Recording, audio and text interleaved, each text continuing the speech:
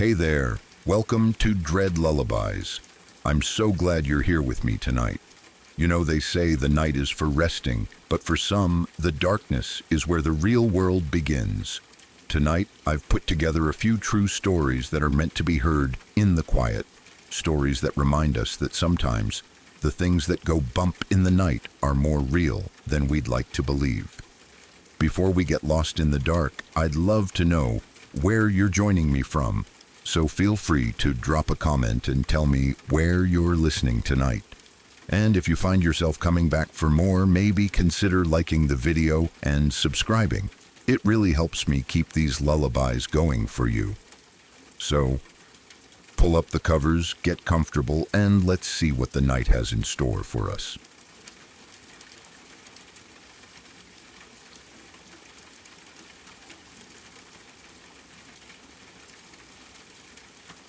When my family lived in Nigeria, it wasn't the kind of place most people imagine when they think of big cities or busy neighborhoods. Because of my dad's job, we were stationed in a remote area far away from anything familiar. The roads were rough, the nights were very dark, and once the sun went down, the world felt completely different.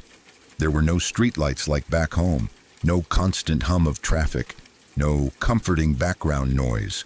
When it got quiet, it got truly quiet, and that silence could feel heavy. I was a teenager at the time, moody and emotional in that way only teenagers can be. I missed my friends, I missed the life I had before, and I often felt trapped in a place that didn't feel like home. So when my parents told me one evening that they were going over to a neighbor's house for a while, I actually felt happy about it. Being home alone felt like freedom. No rules for a few hours, no small talk, no being told what to do, just me, the house, and my own space. I remember watching them leave, hearing the front door close behind them, and feeling that little rush of independence. I put on some music, wandered around the house, and enjoyed the quiet in a relaxed way. At that point, the darkness outside didn't bother me. I had been living there long enough that the nighttime atmosphere felt normal, at least on the surface. As the evening went on, I settled into my room. I don't even remember what I was doing exactly, maybe reading or messing around on something to pass the time. The house felt still, but not uncomfortable. That calm lasted until it didn't. Out of nowhere, I heard loud popping sounds coming from outside. At first, my brain didn't know how to process it.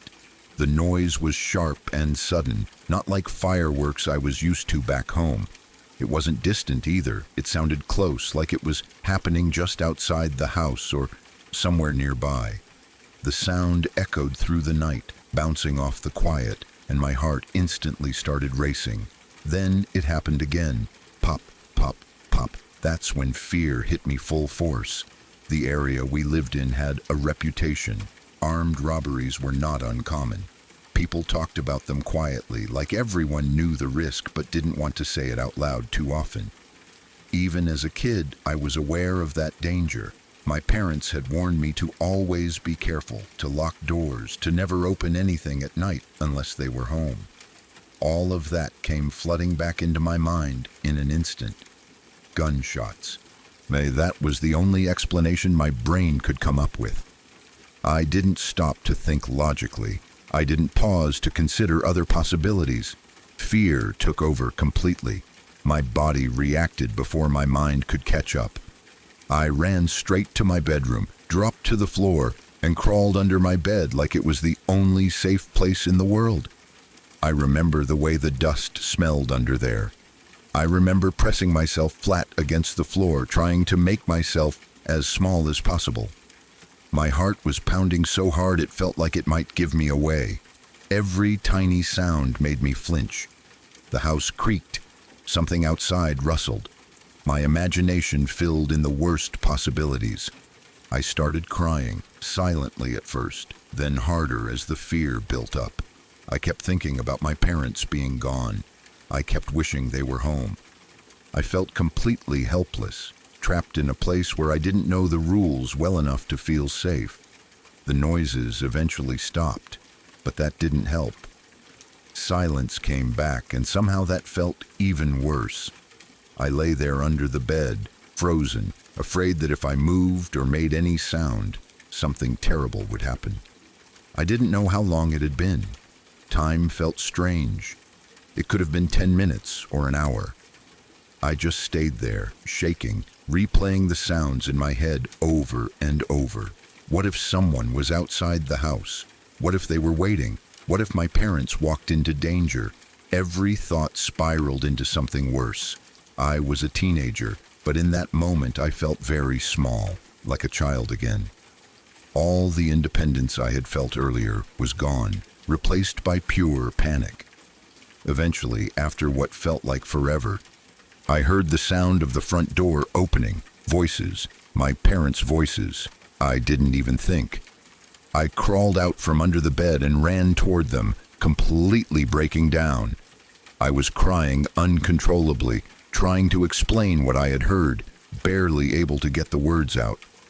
I must have looked completely unhinged, shaking and sobbing like the world was ending.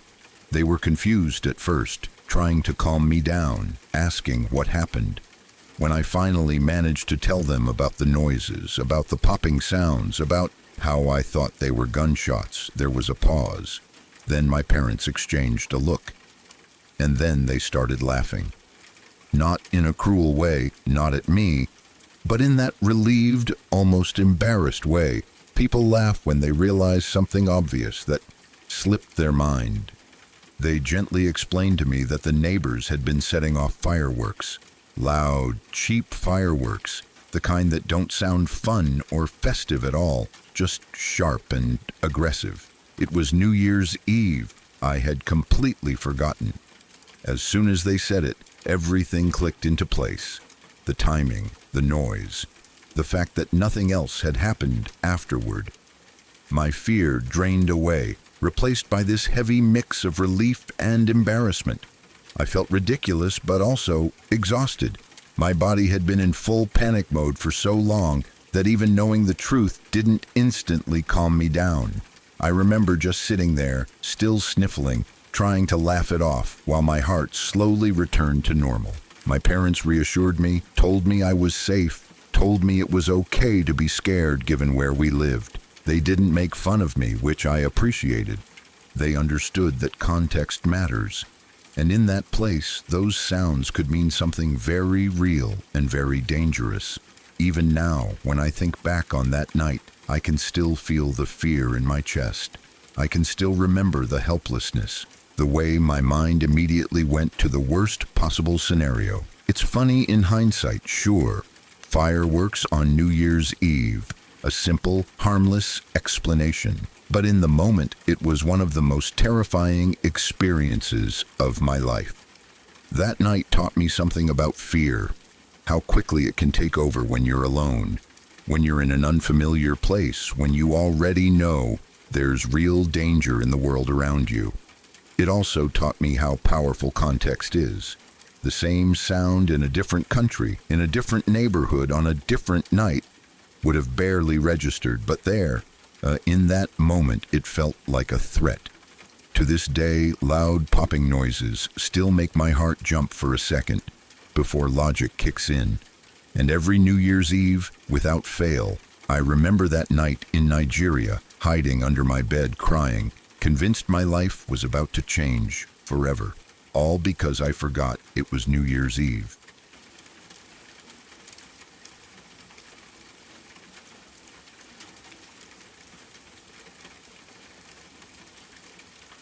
I have two experiences that still stay with me, even now.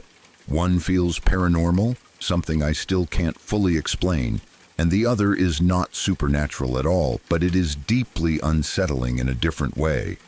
Both of them have followed me through life, and when I think back on them, they still make my chest feel tight. These things happened years apart, but somehow they feel connected in the way they left a permanent mark on me. When I was about 6 years old, my parents decided to build a house out in the country. At the time, I was actually excited about it. The biggest reason was simple and very childish. I was finally going to have my own room. Up until then, I had been sharing a bedroom with my younger brother, and the idea of having my own space felt like freedom. The house was new, surrounded by open land, quiet, and far away from neighbors. As a kid, it felt big and empty, in a way I didn't yet have words for. From the beginning, there was something about that house that felt strange to me. I didn't think of it as haunted back then. I was too young to frame it that way. It was more like a constant feeling that I was being watched, or that something was just slightly off. The kind of feeling where you walk into a room and feel uncomfortable for no clear reason. At that age, I didn't tell anyone about it. I assumed it was just my imagination or fear of a new place. My bedroom was directly across the hall from my brother's room. Between our rooms was a shared bathroom. To get into the bathroom, you had to step out into the hallway and go through a single door. There was no direct access from either bedroom. It was a simple layout. But it meant that every time you needed the bathroom, you had to step into the hallway, even at night. Like most kids, I didn't always keep my room clean. I had a habit of piling my dirty clothes against the wall near my bedroom door instead of putting them in the laundry right away. One day, I was getting ready to carry those clothes to the laundry room. I bent over to pick them up, not really paying attention to anything else. That's when something caught my eye. Out of the corner of my vision, I saw movement. It wasn't slow or subtle. It was fast and deliberate. It looked like an old woman dressed entirely in white, walking quickly down the hallway and straight into the bathroom. The bathroom door slammed shut behind her. I froze. At first, my brain tried to make sense of it in a logical way. I thought maybe my mom was home and I just hadn't heard her. But something felt wrong immediately. The figure didn't look like my mom. It looked older, much older, and the way she moved didn't feel normal. It felt rushed, almost urgent. I stood there holding my clothes, too scared to move. My heart was pounding so hard I could hear it in my ears. The house was completely silent after the door slammed. No footsteps, no sounds from the bathroom, nothing. Eventually, I worked up the courage to check. I slowly walked down the hallway and opened the bathroom door. The bathroom was empty. No one was there. The window was closed. There was nowhere anyone could have gone. And that's when the realization hit me. I was home alone. I didn't scream. I didn't cry. I just stood there staring at the empty bathroom, feeling cold all over. I don't remember exactly what I did afterward, but I know I didn't tell my parents. I didn't even tell my brother. I think on some level I was afraid of what it would mean if I said it out loud. Years passed. I grew older. That moment faded into the background of my memory, but it never fully disappeared. It stayed tucked away like something unfinished. Then something happened years later that brought it all rushing back. I was older, and a friend of mine had driven about 3 hours to come stay with me for a couple of days. We were hanging out, playing video games late into the night, just relaxing. Around midnight, he paused the game and said he was going to use the bathroom. The same bathroom, the one between the bedrooms. I stayed in my room, waiting for him to come back so we could keep playing. A few minutes passed. Then I heard a sound that still makes my skin crawl when I think about it. He screamed, not a startled shout, not a joke scream. It was full-on terror, the kind of scream you only hear when someone is truly scared. He came flying out of the bathroom, pale, shaking, and wide-eyed. He didn't look at me. He didn't explain anything. He immediately started grabbing his stuff and shoving it into his bag. I kept asking him what happened, over and over. "Dude, what happened? What did you see?" He didn't answer. He walked straight out of the house, got into his car, and drove the 3 hours back home in the middle of the night. I stood there, completely stunned, not knowing what to think or feel. It wasn't until about a week later that he finally told me what happened. He said that while he was in the bathroom, washing his hands at the sink, he looked down to grab some soap. When he looked back up at the mirror, there was another face looking back at him. Not his, not mine, someone else's. a face that wasn't supposed to be there. He said it disappeared almost instantly, but the fear stayed. After that, he never came to visit again, not once. That bathroom still makes me uneasy to this day. The second experience is different. There's nothing supernatural about it, no figures, no unexplained movements. But in some ways, it scares me more. In high school, I worked as an assistant manager at a restaurant. I was young, responsible, and took the job seriously. We had a lot of employees, and many of them were girls my age. There was one coworker in particular I had a crush on. I'll call her Sue. Sue was kind, friendly, and easy to talk to. We worked a lot of shifts together, and over time, we became decent friends. I wanted to ask her out so many times, but I never did. I was shy and scared of rejection, so instead, I stayed in that safe place of friendship, telling myself there would be another chance. At work, when people left for the night, I usually said something casual like, "See ya," or "later." Nothing special, just routine words you don't think twice about. One night, Sue was heading out. As she walked toward the door, we made eye contact. For some reason, the moment felt different. It lasted longer than usual. There was a strange weight to it that I didn't understand at the time. Instead of my usual casual goodbye, I looked at her and said, "Goodbye, Sue." The words felt heavier than I intended. Even as I said them, something about it felt wrong, like I had chosen the wrong phrase without knowing why. The next day, Sue was killed in an EF4 tornado. The news hit me like a punch to the gut. It didn't feel real. Someone I had just spoken to, someone I had worked with, someone I had feelings for, was suddenly gone. Just like that. What haunts me isn't just her death. It's that moment. The way I said goodbye. The way it felt final without me realizing it.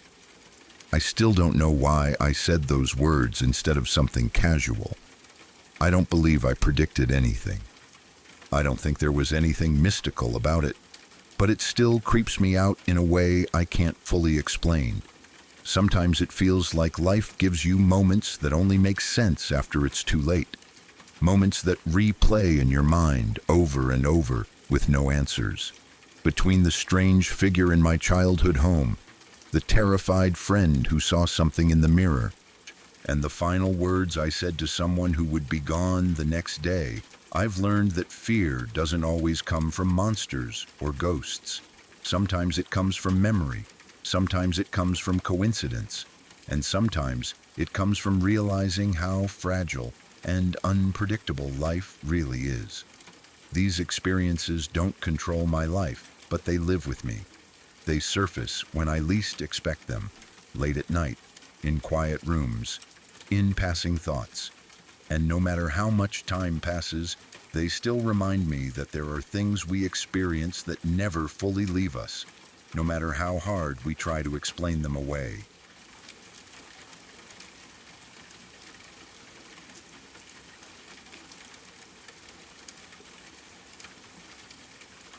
A few summers ago, my life felt like it had been knocked completely off balance.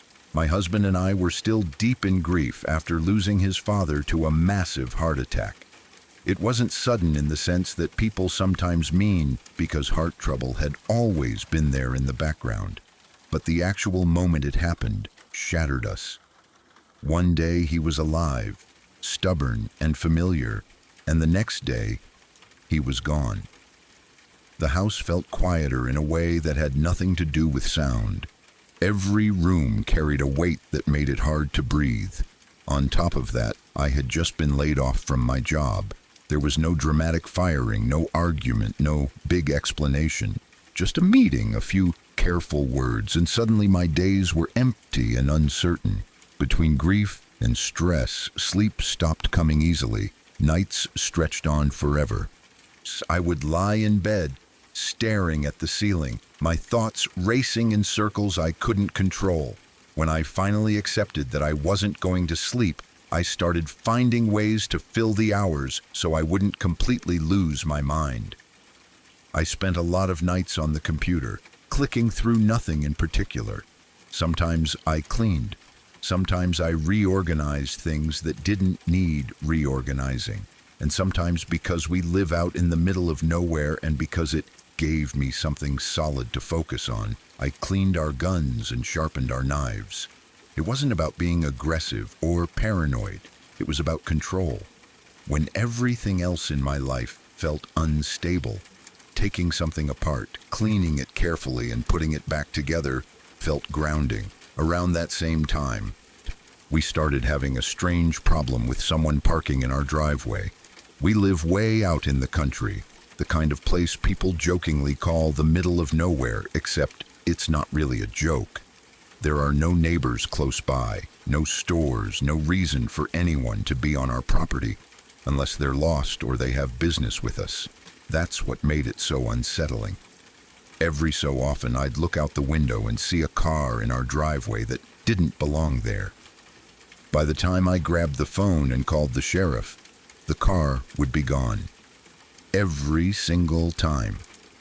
It was like whoever it was knew exactly how long they had before they needed to disappear. The deputies were polite, but there wasn't much they could do without catching the person in the act. After a while, even making the calls started to feel pointless. But the unease never went away. So there I was, one of those sleepless nights, sitting in the middle of the living room floor. It was hot and I was barely dressed, just a tank top and underwear. I've joked since then that it seems to be the universal home defense uniform because emergencies never happen when you're fully dressed and ready. I had our Smith & Wesson shotgun laid out in front of me, cleaning it slowly and carefully, just wiping away dust, checking everything the way I'd done 100 times before. The side window was open, letting in night air and the sounds of the countryside. From where I was sitting, I had a clear view of the driveway through that window. I remember glancing up at it more than once out of habit. There was no car, no headlights, no movement, nothing that looked out of place. At some point, I heard rustling outside near the window. It was faint, the kind of sound you get used to when you live out there. Coyotes passing through, raccoons getting into things they shouldn't, owls landing on branches. I barely reacted. My brain filed it away as normal background noise and I went back to what I was doing. Then everything changed in an instant. Out of the corner of my eye, I saw movement at the window, not low to the ground like an animal, higher, more deliberate. I looked up just in time to see 2 hands appear, gripping the window screen, fingers curling around the edges, testing it, trying to pop it out. There was no time to think. No time to feel fear in a slow, understandable way. My body reacted before my mind fully caught up. I didn't know I could move that fast, but apparently I could. In one motion, I chambered around, vaulted over the coffee table, and was at the window with the barrel of the gun shoved straight into the space where a face would have been. I don't remember screaming. I don't remember saying anything at all. What I remember is the look in his eyes when he realized exactly how badly he had misjudged the situation. Up close, in the dim light, I could finally see that this wasn't some confused stranger or lost traveler. This was someone who had been watching, waiting. Someone who thought he'd found an easy target. He froze for just a split second, long enough for the reality of it to sink in, and then he was gone. Hands vanished. Footsteps scrambled away into the darkness. By the time I could have shouted or chased or done anything else, there was nothing there but the open air and my own heartbeat pounding in my ears. I stood there for a long moment, gun still raised, listening. The night had gone quiet again, but it didn't feel normal anymore. Every sound felt sharp, too loud, too close.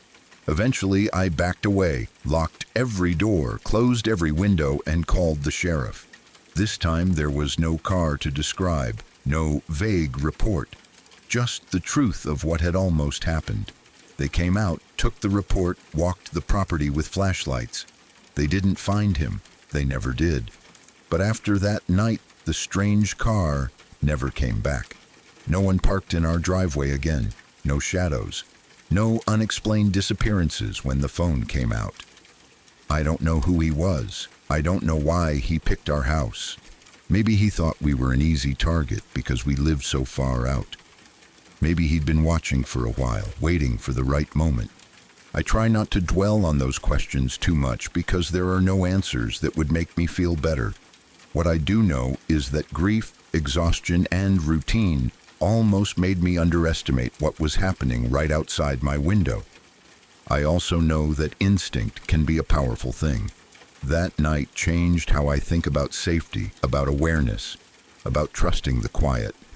Living out in the middle of nowhere can feel peaceful, but it also means you're on your own when something goes wrong. I haven't seen him since, and I hope I never do.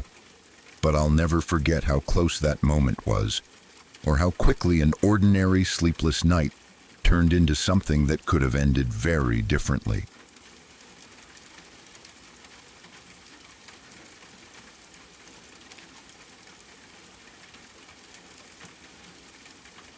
There is one moment that stands out more than any other in my memory. When I think back on my life, all the strange things I've seen and heard, all the moments that didn't quite make sense, this is the one that still makes my stomach tighten. It wasn't just creepy, it wasn't just unsettling, it was one of the most frightening moments of my life. Before I explain what happened, I need to be clear about something. I am not a religious person. I didn't grow up going to church. I didn't attend Mass. I never went to Sunday school. Religion wasn't a big part of my life at all. I didn't believe in demons or the devil in any serious way. Those ideas always felt more like stories or symbols than real things. So what happened that night didn't scare me because of belief. It scared me because of how real it felt. One night, a friend of mine and I were out exploring. We were young, bored, and restless, the way people get when they don't want to go home yet, but don't really have a plan either. There was an old house not far from where we were, one that had been condemned by the town years earlier. Everyone knew about it. It had been falling apart for a long time. The stairs were rotten and unsafe, with holes you could see straight through. In one of the rooms upstairs, the ceiling had collapsed so badly that you could stand below and look up into what used to be a bedroom. The whole place was a mess. Wood rotting, walls breaking down, debris everywhere.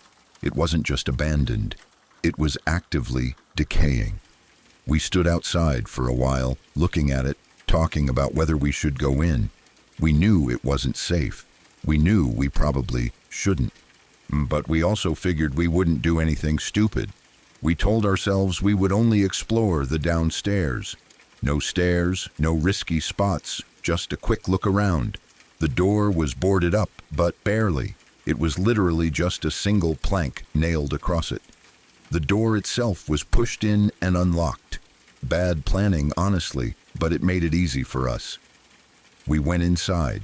We used our phones as flashlights, shining the beams around the rooms as we stepped carefully over broken boards and debris. The house smelled old and damp, like wood that had been wet for too long. Everything creaked under our weight, even the solid-looking parts. At first, nothing felt unusual. It was exactly what you'd expect from a broken-down, abandoned house. Old furniture left behind, peeling paint, dust and rot. No signs that anyone had been living there recently. No movement, no sounds except the ones we made ourselves. Eventually, my friend found an old chair in the corner of one of the rooms. It looked surprisingly intact considering everything else. He sat down and started talking about random things, life stuff, complaints, jokes, normal conversation. I sat down on the floor against the wall across from him. We stayed there for a while, just talking. Time passed in a way that didn't feel strange at all. It didn't feel like we were trespassing or doing anything dangerous. It just felt like two people having a late-night conversation in an unusual place. Somehow, the conversation shifted. We started talking about the world, about how messed up things felt, about people, society, and the direction everything seemed to be going. It turned into one of those long, philosophical talks where you bounce ideas back and forth, half serious, half joking. At some point, my friend said something that crossed a line. It wasn't anything violent or extreme, but it was inappropriate, the kind of comment you immediately know you shouldn't have said. He laughed afterward, realizing it himself, and then joked about it. He said, "Oh shit, I'm totally going to hell." The moment after those words left his mouth is burned into my memory. From the other side of the room, a voice spoke. It was clear, calm, very real. An older, raspy voice said, "Speak of the devil, and he shall appear." For a split second, my brain refused to accept what had just happened. Then fear hit me all at once. We froze. Completely. Neither of us moved. Neither of us spoke. It felt like the air in the room had thickened. Like the space around us had become heavier. Someone was in the room. That realization came with a flood of questions. Who was it? How long had they been there? How did we not hear them? Why hadn't we seen them when we came in? Where were they standing? My heart was pounding so hard I could hear it in my ears. Every instinct told me that something was very wrong. For what felt like a long time, but was probably only a few seconds, we just sat there in silence. Then my friend snapped out of it. He raised his phone and shined the light across the room toward where the voice had come from. The beam of light swept over broken furniture, torn walls, and finally landed on the doorway at the back of the room. That's when we saw him. There was a man standing there. He was dressed in a suit and a fedora, like something straight out of the 1940s. Not modern, not casual, not something you'd expect anyone to be wearing in an abandoned house late at night. He didn't look surprised to see us. He didn't say anything else. He didn't run. He just turned and walked out the back door. For a moment, we stared at each other in disbelief. Then adrenaline took over. We jumped up and ran after him. We burst out of the house and onto the street, scanning in every direction. The road was completely empty. No cars, no people, no movement. It was a straight road with no turns for almost a mile in either direction. There was nowhere he could have gone. We ran a short distance anyway, hearts racing, but there was no sign of him, no footsteps, no sound of a door closing, nothing. He was just gone. We stood there in the street, breathing hard, trying to make sense of what had just happened. And neither of us knew what to say. We kept replaying it in our heads, trying to find a logical explanation. Maybe someone had been squatting in the house. Maybe he had been hiding and slipped away faster than we realized. Maybe we missed something. But none of those explanations felt right. The timing was too perfect. The words were too exact. The way he spoke, like he had been waiting for that moment, waiting for that sentence to be said. Even now, I don't claim to know what we encountered. I don't say it was the devil. I don't say it was something supernatural. I'm not religious, and I don't suddenly pretend to be because of one experience. But I do know this. That was the one time in my life when I felt like something truly evil had spoken to me. Not violent, not loud, not dramatic, just calm, confident. A presence that didn't need to explain itself. The fear didn't come from what he did. It came from how little he needed to do, how easily he appeared, spoke, and disappeared, like he was never bound by the same rules as the rest of us. After that night, I never went back to that house. I never wanted to. The curiosity was gone. Whatever thrill there had been in exploring abandoned places disappeared completely. Sometimes I think about how casual it all started. Two people talking in a ruined house, a stupid joke, a throwaway comment, and then a voice answered, "I don't know what we saw that night. I don't know who that man was or how he vanished so completely. All I know is that the feeling stayed with me long after the fear faded. Because even if it was just a man, just a coincidence, just bad timing, there was something about that moment that felt like a warning, like something had been listening, and that thought still unsettles me more than anything else I've ever experienced. If you want, send the next story and I'll keep merging everything into this same long, grounded narrative, keeping it realistic, unsettling, and faithful to your original experiences without exaggeration or forced horror.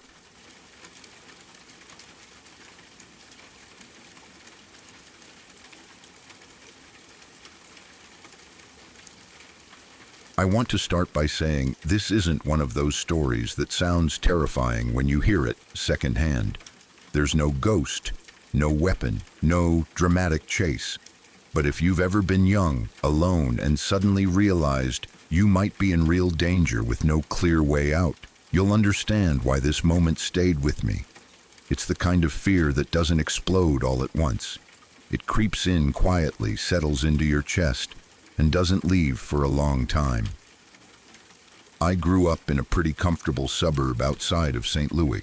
It was the kind of place where people left their garage doors open, where parents worried more about grades than safety, and where most problems felt very far away. Crime was something you saw on the news, not something you expected to brush up against in your own life. I was a white kid, middle class, and honestly pretty sheltered. I didn't think of myself that way at the time, but looking back, I absolutely was. Even though I lived in the suburbs, I worked part-time for a business located downtown. I was still in high school, but I ran errands for them all the time. I picked things up, dropped things off, delivered paperwork, grabbed supplies. Because of that, I spent a lot of time driving around the city. I got used to navigating different neighborhoods, busy streets, and confusing one-way roads. St. Louis as a whole can feel rough around the edges, and back then especially, a lot of areas looked run down. So I thought I had a decent sense of awareness. I wasn't totally naive, or at least I didn't think I was. One day, my boss asked me to run over to a locksmith to pick up some keys. It sounded simple enough, and I'd done things like that plenty of times before. When I looked up the address, I realized it was in a pretty bad part of the city. Not just a little sketchy, but one of those areas people usually warned you about. Still, I didn't make a big deal out of it. Downtown St. Louis has a reputation overall, and I had already been in plenty of neighborhoods that didn't look great. I figured I'd drive there, park close, run in, grab the keys, and be gone in a few minutes. That was the plan anyway. When I got near the locksmith, I immediately realized things weren't going to be that easy. The shop was right off a major street, busy with traffic, and there was nowhere to park nearby. No open spots, no side lot, nothing. I drove past it once, then again, hoping I'd missed something, but there really was nowhere safe or convenient to leave my car. Eventually I found a place to park a decent distance away, inside a residential neighborhood. It wasn't abandoned, but it didn't feel welcoming either. The houses were close together, many looked run down, and the street was quiet in a way that didn't feel peaceful. It felt like I stood out the second I stepped out of my car. I remember locking the doors and double-checking them, even though I'd never done that before. As I started walking toward the locksmith, I felt exposed. Every step made me more aware of how out of place I probably looked. I tried to act normal, not rushed, not nervous. I told myself to just keep walking, mind your business, get in and out. The locksmith was only a few blocks away, but each block felt longer than it should have. At one point, I was walking near an intersection with a stop sign. I remember the street being pretty quiet. Then suddenly, out of nowhere, I heard loud music behind me. Before I could even turn around fully, a white sedan came flying up the street, blasting rap music at full volume. They were going fast, way too fast for a residential area. Easily 40 miles an hour in what had to be a 20. The car came up behind me, and for a split second, I thought they were just going to blow right through the stop sign. Instead, they slammed on the brakes. I mean, slammed.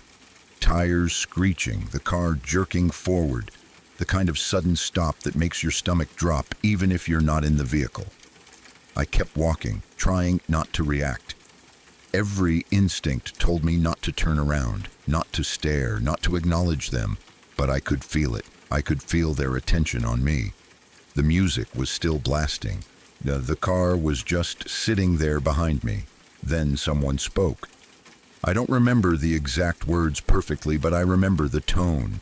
It wasn't playful. It wasn't joking.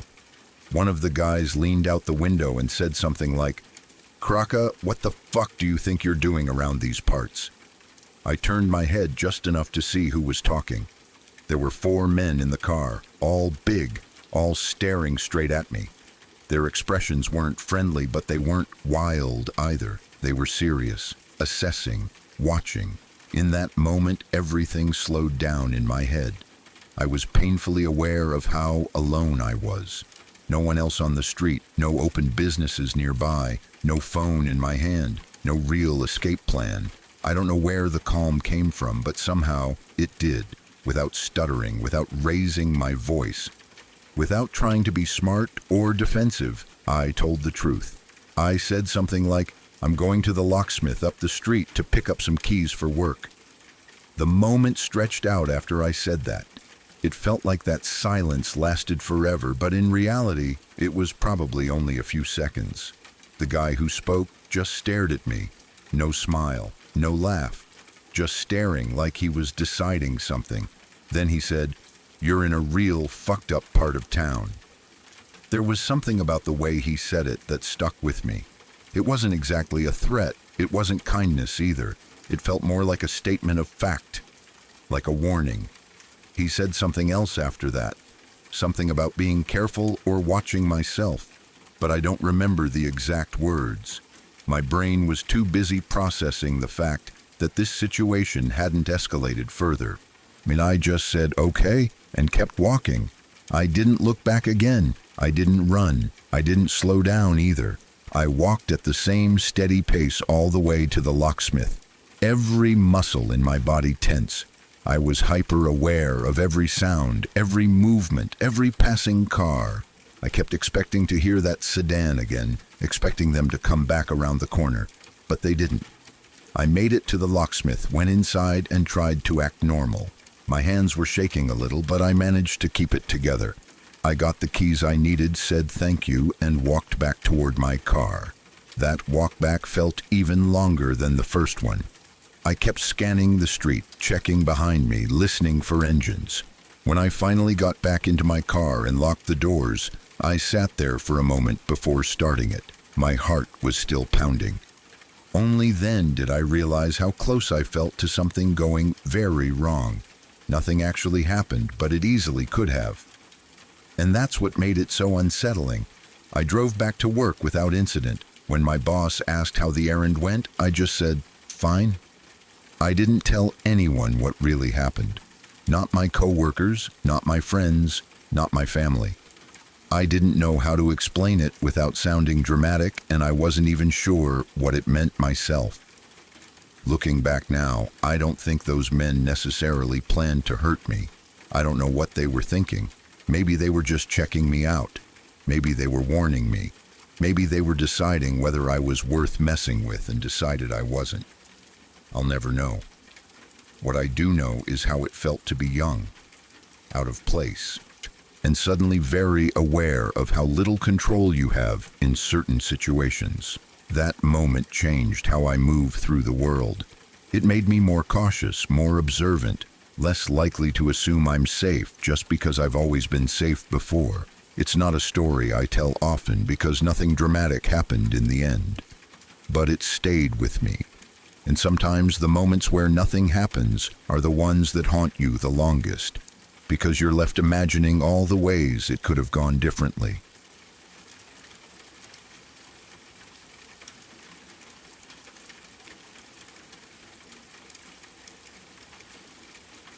I lived in a college dorm that had been built back in the 1920s.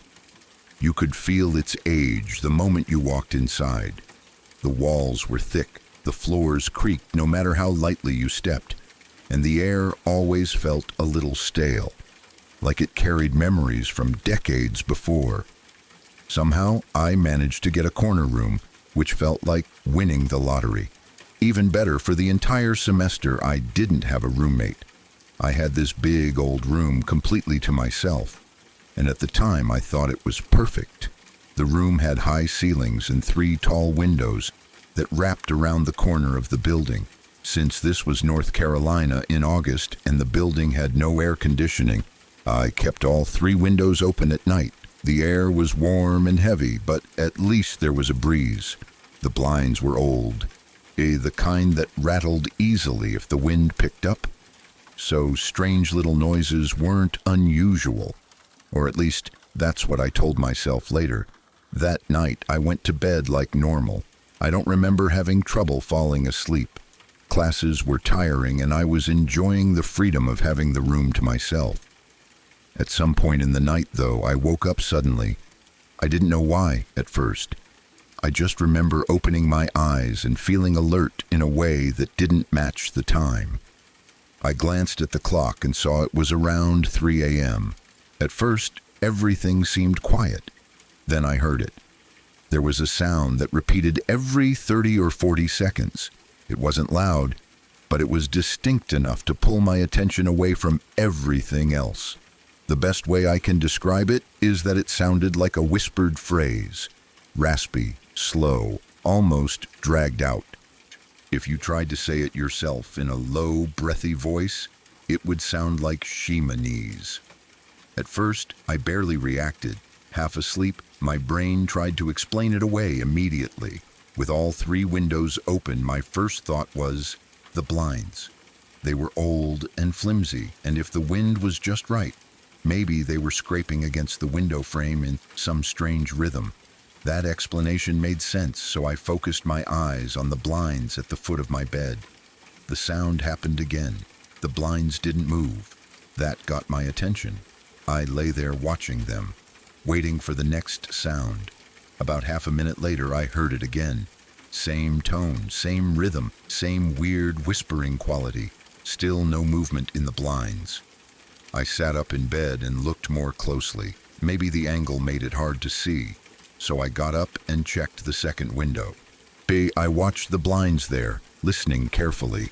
The sound came again, but the blinds didn't move at all. No shaking, no scraping, nothing. Then I checked the third window. Same thing. At that point, I was fully awake. The room felt different, like the air had thickened. I stood there in the dim light, listening intently. Every 30 to 40 seconds, that same sound came back. Shemanese. Slow, raspy, almost deliberate. I started trying to figure out exactly where it was coming from. It didn't sound like it was drifting in from outside. It wasn't muffled or distant. It sounded like it was inside the room, but not coming from any obvious place. It wasn't echoing the way voices do in hallways. It was just there. After hearing it 5 or 6 times, my brain jumped to another explanation. Maybe someone was outside my window messing with me. College dorms aren't exactly known for being quiet or respectful, especially late at night. Maybe someone had figured out I was alone and thought it would be funny to freak me out. That idea made me uneasy, but it still felt more reasonable than anything else. I remember thinking, okay, it's probably just some idiot outside. That thought barely finished forming in my head when it happened. This time, the sound didn't come from the direction of the windows. It came from behind my bed, not quietly, not faintly, loud, clear. Right behind me, I heard Shemanese. I jumped so hard my heart felt like it slammed into my throat. I spun around immediately, staring at the space behind my bed. The bed was positioned so that the headboard faced the hallway door, leaving a narrow area between the wall and the bed frame. There was nothing there, no one, no movement, just the same empty space it had always been. My entire body was tense. My hands were shaking as adrenaline rushed through me. I stood there for a second, frozen, trying to make sense of what had just happened. The silence afterward felt heavy, like the room was holding its breath. I didn't wait to hear it again. I turned on every light in the room. The harsh brightness made everything look flat and ordinary, but it didn't make me feel any better. I checked behind the bed again, crouching down and looking carefully. Nothing. I opened the closet and checked inside. Nothing. I looked under the bed, expecting, I don't even know what I expected. Still nothing. I stood in the middle of the room, lights blazing, heart racing, listening. The sound never came back. Not that night. Not ever again. I didn't sleep much after that. I stayed awake for hours, sitting on my bed, lights on, listening to every tiny noise the building made, every creak of the floor, every distant door closing somewhere else in the dorm made me tense up.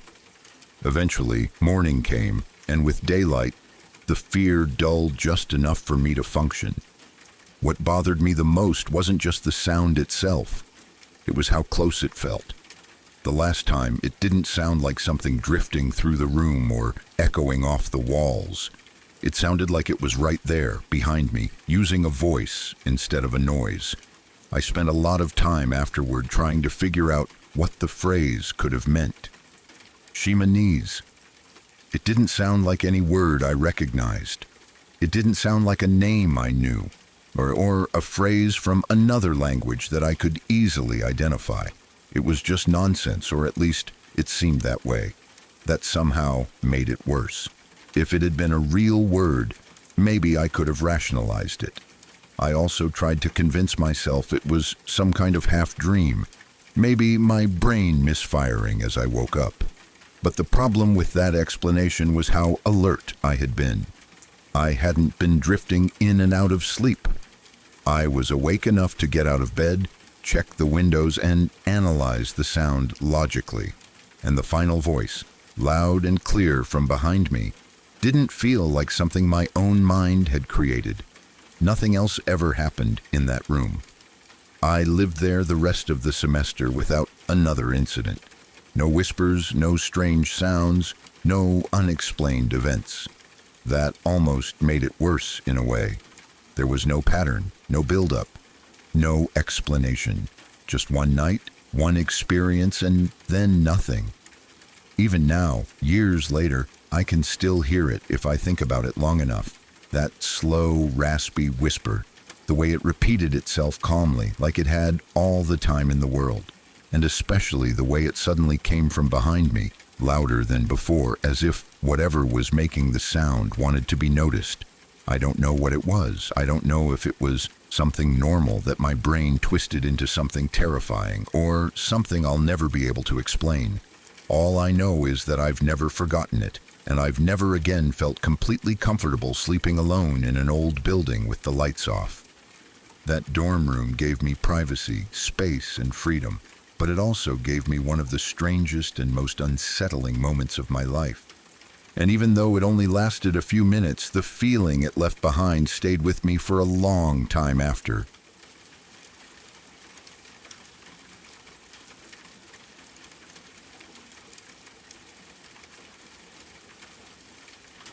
This happened when I was only 2 years old, so I don't remember it myself.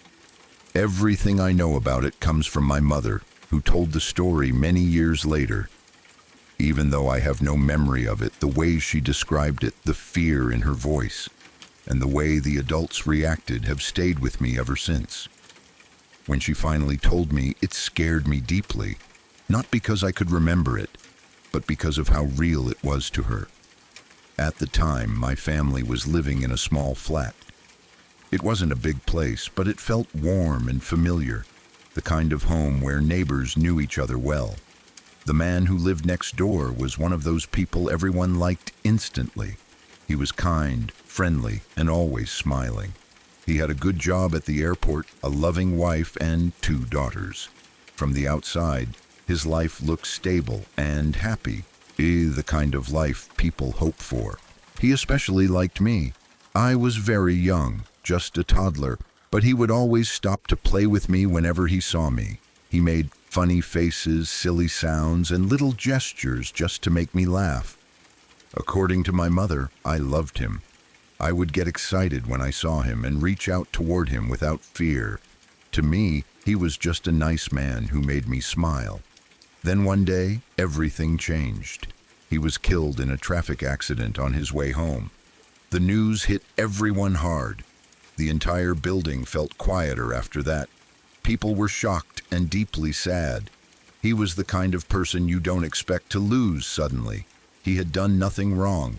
He had a future ahead of him, a wife to grow old with, and 2 little girls he was supposed to watch grow up. Instead, his life ended on the road, without warning. His wife and daughters were left behind, struggling to deal with the loss.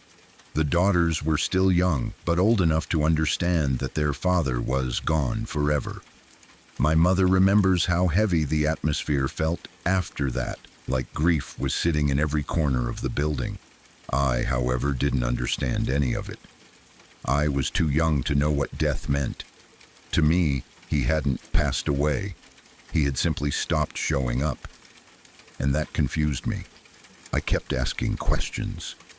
According to my mother, I would ask her again and again where he was. I asked his daughters too, since they were much older than me. I wanted to know why he wasn't coming to play with me anymore. Why he wasn't making funny faces, why he was suddenly gone. The adults didn't know how to answer me. How do you explain death to a child who barely understands language, let alone the idea of someone being gone forever? They tried to change the subject. They tried to distract me. But I kept asking. A few days passed like this. Then one night, something happened that my mother says she will never forget. My father was on a business trip, so it was just my mom and me in the flat. It was late, and she was getting ready to put me to bed. The room was calm and quiet. Nothing felt unusual at first. My mother was standing near the light switch, getting ready to turn off the light. Suddenly, I smiled. Not just a small smile, but a wide, happy one, like I had just seen someone I liked very much. I was looking at something beside her, something she couldn't see. That immediately caught her attention. She turned toward me and asked gently what was going on. She assumed I was just being playful, doing something random the way toddlers often do. I answered her, still smiling. I told her that the man was standing there and smiling at me. I said his name clearly, the same man who had died days earlier. At first, my mother felt a rush of fear, but she tried to control it. She told herself that I was just a baby, that I didn't understand what I was saying, that maybe I was pretending or repeating something I had heard. She tried to brush it off. She told me that there was nothing there and that it was time to sleep. But I didn't agree. I insisted. I pointed and told her again that he was there, standing right next to the door. That was when my mother truly panicked. The light switch was right by the door. She had been standing there only moments before. If what I was saying was even partly true, then whatever I was seeing had been right beside her without her knowing. Her heart started racing. She later told me that her whole body felt cold all at once.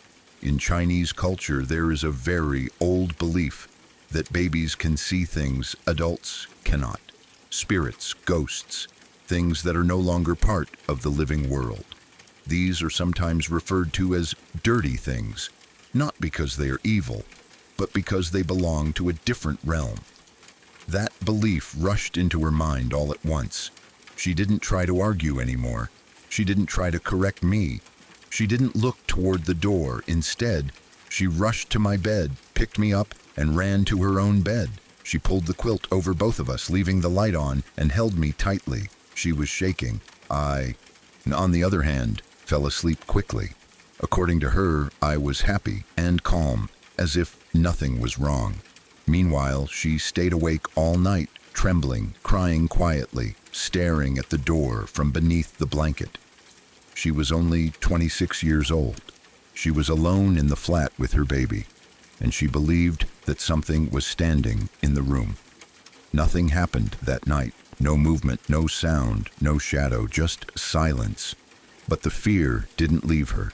The next morning, she took action immediately. She contacted a monk and asked him to come to the flat. When he arrived, she explained everything that had happened, from the man's death to what I had said the night before. The monk listened carefully. Then he told her that the man's spirit was still lingering around the building. According to him, the man couldn't let go. His life had ended suddenly, and his love for his family was too strong. He was still attached to the place where he had lived, where his children had grown up, where life had once felt normal. The monk performed a ceremony. He threw rice at the doorway and spoke words meant to guide the spirit away. My mother also spoke, asking the man to leave me alone, reminding him that I was just a baby and that he could frighten me without meaning to. The ceremony didn't feel dramatic or violent. It wasn't about forcing anything away. It was more like a request, a gentle but firm boundary. After that, nothing ever happened again. No more smiling at empty spaces. No more comments about people who weren't there. Life returned to normal, at least on the surface. Years passed. I grew up without any memory of this event. The man faded from my life completely. I didn't remember his face. I didn't remember his voice. I didn't even remember his name. 15 years later, during a family gathering, my mother finally told me the story. Hearing it as an adult terrified me, not because I suddenly remembered seeing him, but because of how real it had been for her. The way she described my smile, the way I had insisted he was there, the way she had been frozen in fear, holding me while staring at the door all night. The monk had also told her something else that she hadn't shared until that moment. He said that I was, in some way, attractive to spirits, that I should avoid places that are haunted or possibly haunted, like cemeteries. He warned her to be careful. I don't know if I believe that part, but hearing it made me think about everything else that has happened in my life. The waking nightmares, the things I've seen and heard, the strange moments that don't have easy explanations. What makes this story different from the others is that it doesn't feel threatening. I don't think the man wanted to hurt me or my mother. I think he was lost. I think he missed his family. And maybe in some strange way, he came to visit a child who had missed him too. I feel sad when I think about him. I can't remember him anymore, not really. The only thing I remember is what my mother told me and the fact that he had 2 beautiful daughters. I saw them again years later when I was around 18 and they were in their mid-20s. They had grown up without their father, carrying a loss that shaped their lives. Maybe he was just passing through. Maybe he didn't understand the fear he caused. Maybe he was saying goodbye in the only way he knew how. I don't know. All I know is that this story, like the others, feels like part of a much larger pattern. Moments spread across my life, beginning before I was even old enough to understand them. And even though I don't remember seeing him, the fact that my mother does makes it real enough to haunt me. If you want, send the next part and I'll keep weaving everything into one long connected narrative, staying grounded and faithful to your original stories while slowly deepening the unease.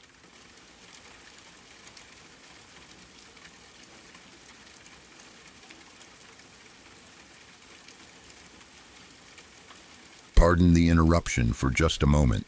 I hope these stories are keeping you on the edge of your seat tonight. If you're finding yourself drawn to these dark accounts, I'd love to have you join us.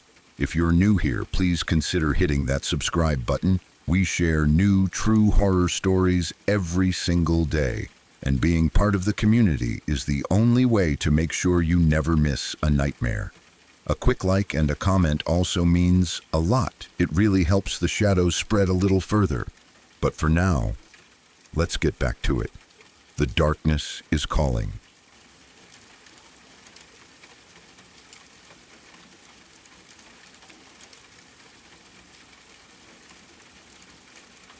My house has always been described as haunted, though I personally have never seen anything strange there myself. At one point, a ghost reader or psychic even told us that whatever spirits were supposedly in the house were afraid of men, which is why I never experienced anything directly. I never really knew what to think about that. I've always been skeptical, and since nothing ever happened to me, I mostly brushed it off as people reading too much. into normal sounds and coincidences. The freakiest thing, though, didn't happen to me at all. It happened to my sister and my mom, and the way they both tell it has stuck with me ever since. At the time, my sister had just moved back in with my mom. It was only the two of them living in the house. The layout of the place matters a lot to this story. The house is stretched out, not compact. My sister's bedroom is on one side of the house, and my mom's bedroom is on the complete opposite side. Between them are the kitchen, living room, and other shared spaces. At night, especially with all the lights off, the house can feel very long and very quiet. One night, my sister was lying in bed, trying to fall asleep. It was late and the house was dark and silent. No TV was on, no lights were on. My mom was already asleep in her room. Everything was completely normal at first. Then my sister said she suddenly got this overwhelming feeling that someone else was in the house. Not like a noise or a shadow or something she saw with her eyes. It was more like a deep gut feeling. She described it as the same feeling you get when you're home alone and you hear someone come in through the front door, moving around quietly. Now, except you don't hear the door open and you don't hear footsteps clearly. It's just that sense that someone is there when they shouldn't be. She lay there for a few minutes trying to calm herself down. She told herself she was being stupid, that it was just her imagination, that old houses make noises and nighttime plays tricks on your mind. But the feeling didn't go away. Instead, it got stronger. She said it felt like someone was walking around the house without turning on any lights, like someone knew the layout well enough to move in the dark. That thought made her heart start racing. She didn't hear obvious footsteps, but she could hear faint sounds that didn't feel random. Not loud enough to clearly identify, but enough to make her skin crawl. The house felt different, like the air was heavier. Eventually, she got so nervous that she decided she couldn't stay in her room alone. Slowly, trying not to make any noise, she got out of bed. She didn't turn on her bedroom light. She didn't even fully close her door behind her. She just cracked it open and stepped into the darkness of the hallway. The house was pitch black. No lights were on anywhere. She stood there for a moment, listening, holding her breath. Nothing obvious happened, but that feeling of being watched or not being alone was still there. She quietly made her way across the house toward my mom's bedroom. Every step felt loud to her, even though she was barely making a sound. She said the walk felt way longer than usual, like the house itself was stretching. When she finally reached my mom's room, she gently shook her awake. My mom woke up confused and groggy. She was not fully understanding what was going on at first. My sister whispered, "Mom, I think somebody else is in here." Now my mom has had what she believes are paranormal experiences before, so she didn't immediately dismiss my sister's fear. But at the same time, she didn't want to panic. She stayed calm, trying to think clearly. She reached for her phone and unlocked it, pulling up the emergency call screen just in case. My mom didn't turn on the light right away. She sat there in the darkness for a moment, listening. The house was silent. Then my mom stood up, walked to her bedroom door, and opened it. Standing in the doorway, she shouted into the darkness, loud and firm, "We're calling 911 in 3, 2, 1. As she finished saying that, she reached for the light switch. The switch controls most of the lights in the house, but not just one room. When she flipped it, the house lit up all at once. What they saw made both of them freeze. There was no person standing there, no shadow running away, no sign of anyone physically in the house.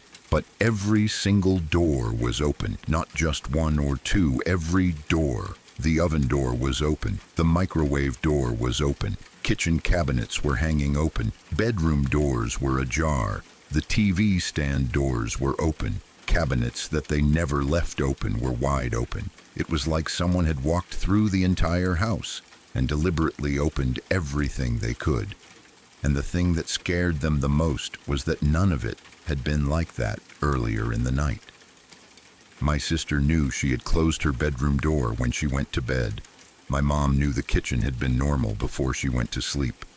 This wasn't something that could be explained by forgetting to close a cabinet or leaving one door open by accident. It wasn't messy or chaotic either. Nothing was thrown around, nothing was broken, nothing was missing. Just opened everywhere. My sister said the sight of it made her feel sick. It wasn't just fear, it was confusion mixed with dread.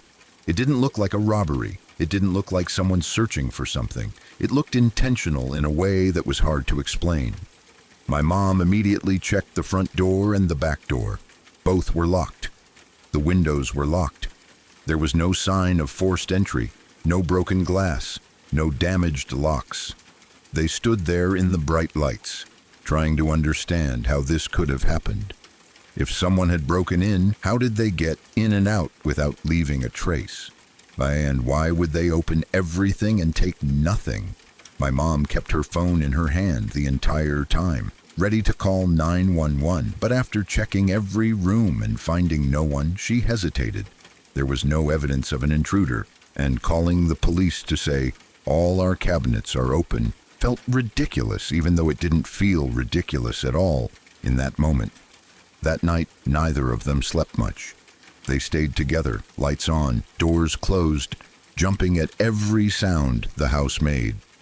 What made it worse was that my mom had experienced strange things before, which made this harder for her to dismiss. She had always said the house felt active at times, especially when she was alone. She had heard unexplained noises, felt sudden cold spots, and had moments where she felt watched. Nothing dramatic enough to prove anything, but enough to make her uneasy.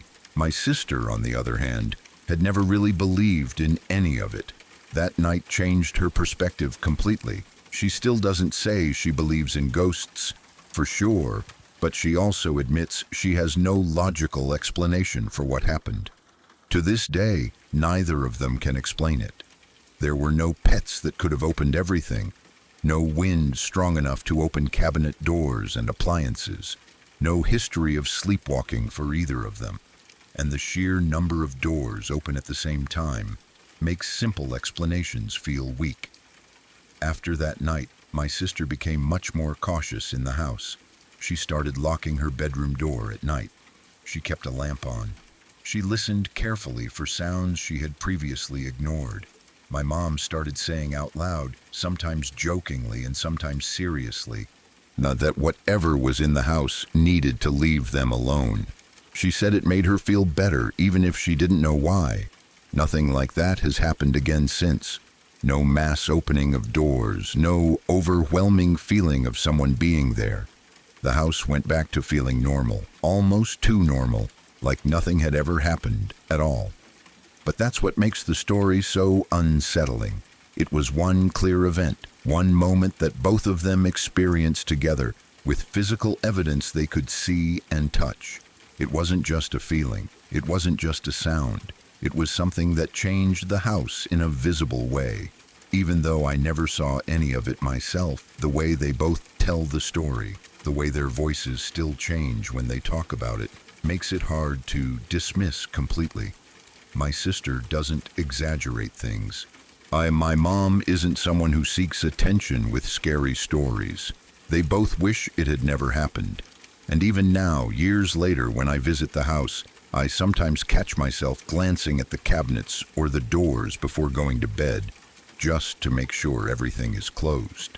Because even if you don't believe in ghosts, there are some moments that don't fit neatly into logic.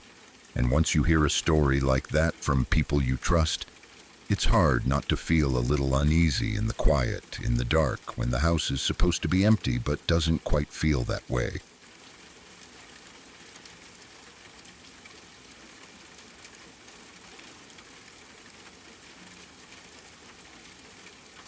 This happened when I was a teenager. I had been at a friend's house late at night, just hanging out like we usually did. Nothing wild, nothing dramatic. Eventually, it was time to go home, and I got into my car feeling relaxed and tired, already thinking about crawling into bed. The streets were mostly empty, the kind of quiet you only get late at night. Streetlights stretched long shadows across the road, and everything felt calm and normal. I was only a few minutes from home.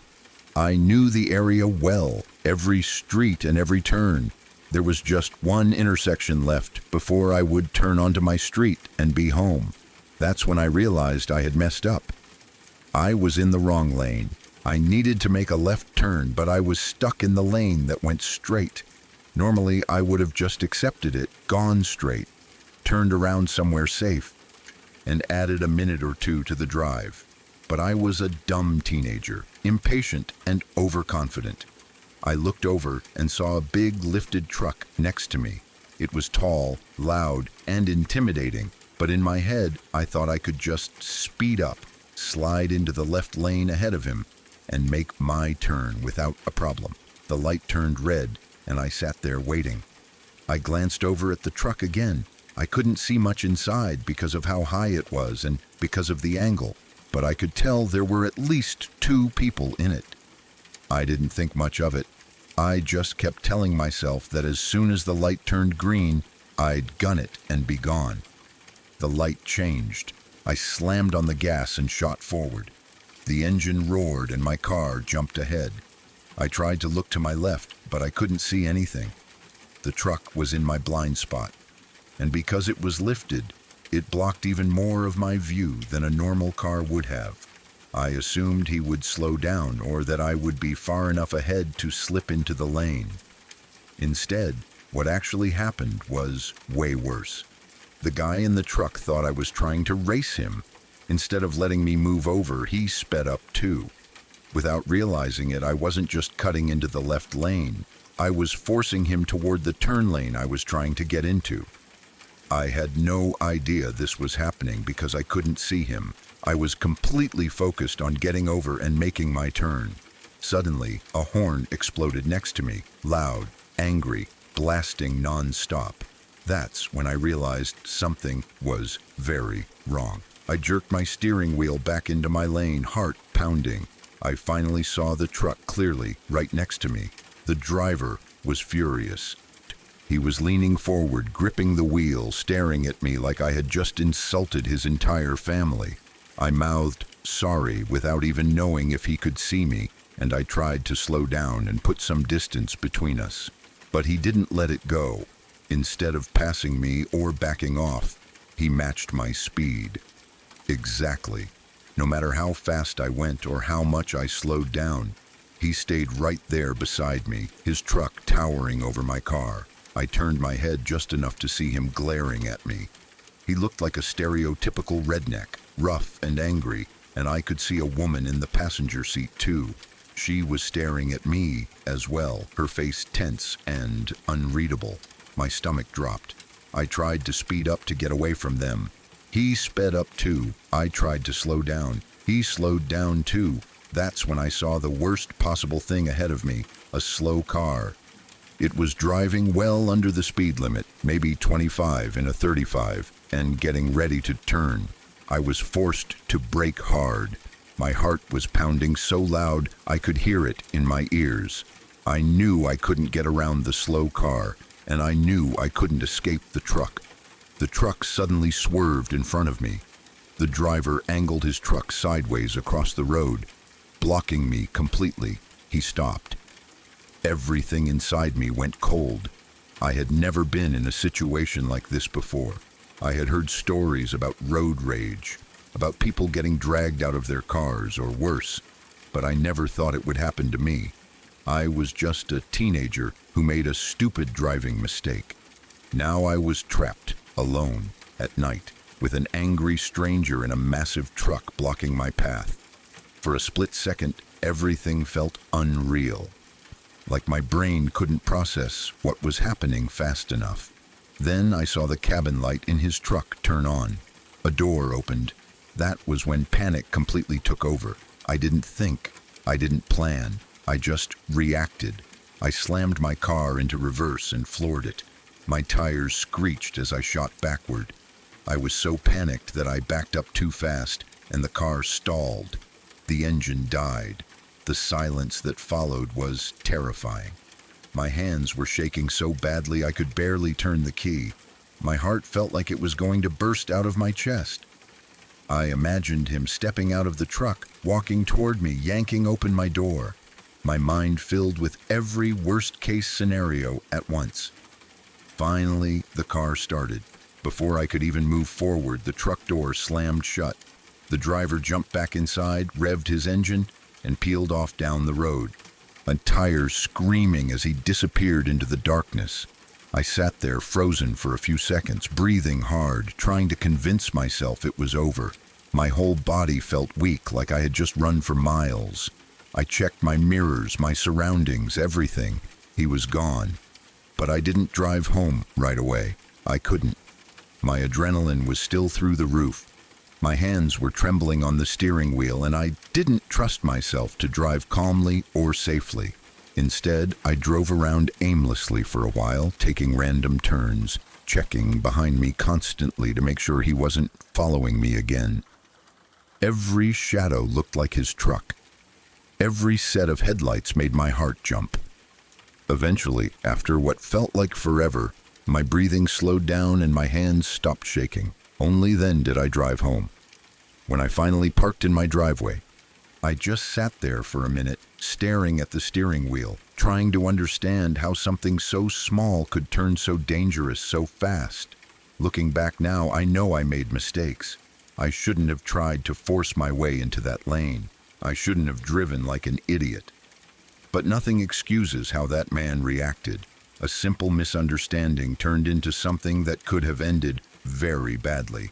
The scariest part isn't just what happened, it's how quickly it happened. One moment I was thinking about getting home and going to sleep. The next, I was convinced I might be about to be attacked by a stranger because of road rage. Even now, I'm more cautious when I drive. I avoid aggressive moves. I don't engage with angry drivers. If someone starts acting weird or hostile, I create distance immediately. That night taught me a hard lesson about how unpredictable people can be, especially behind the wheel. It may not be a ghost story or a murder story, but fear doesn't always come from the supernatural. Sometimes it comes from very real people, in very real situations, and that kind of fear sticks with you just as long.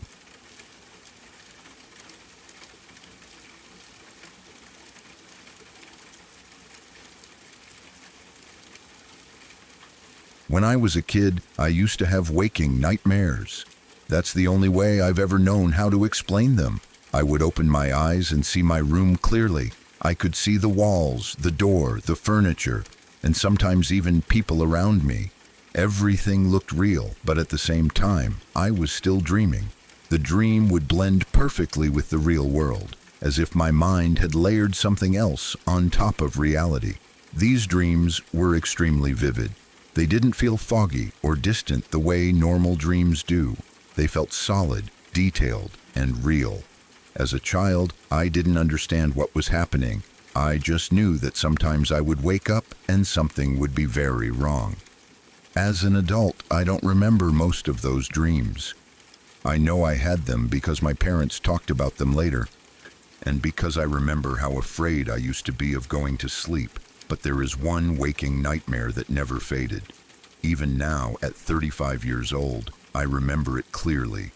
The memory feels locked in place, like it carved itself into my mind and never let go. I was very young when it happened, maybe 5 or 6 years old. I don't remember what day it was or what had happened earlier that evening. I just remember waking up in my bed. At first, everything looked normal. My room was dark but familiar. I could see the shape of my dresser, the outline of my door, and the foot of my bed. The door to my room was at the foot of the bed, on the same wall my bed was pushed against. That detail matters because it's exactly where my eyes went when I realized something was wrong. I tried to move, and I couldn't. I tried to roll over, lift my arms, or even wiggle my fingers, but nothing responded. My body felt heavy, like it was glued to the mattress. Panic started to rise, but I didn't fully understand it yet. I just knew I was stuck. Then I tried to call out, I wanted to yell for my mom, but no sound came out. My mouth opened, my chest tightened, and I pushed as hard as I could, but my voice wouldn't work. It felt like screaming into a vacuum. I could feel the effort, but there was nothing to show for it. At that age, I didn't know what sleep paralysis was. I didn't have a name for it. I just knew that I was awake, trapped in my body, and unable to get help. That's when I looked at the door. At first, I didn't see anything unusual. Then I saw movement. Slowly, something leaned around the corner of the doorway, just enough for me to see it. It was a man, or at least, it was shaped like one. His skin was gone, completely gone. Underneath, everything looked raw and exposed. Parts of him were on fire, small flames moving across his body as if they were alive. The closest thing I can compare him to now is the skinless man from Hellraiser. But this thing was burning and somehow even more real. The fire didn't light up the room the way real fire should have. It clung to him instead, making him stand out against the dark without actually helping me see anything else more clearly. My eyes were locked on him and I couldn't look away. He leaned farther into the room and started to come inside. As he moved, he was speaking, or maybe mumbling. I couldn't understand a single word. It didn't sound like English, but it didn't sound like any other language either. It was just noise, low and rough. Like broken sounds being pushed out of a throat that wasn't meant to speak. He moved slowly, deliberately, as if he knew I couldn't escape.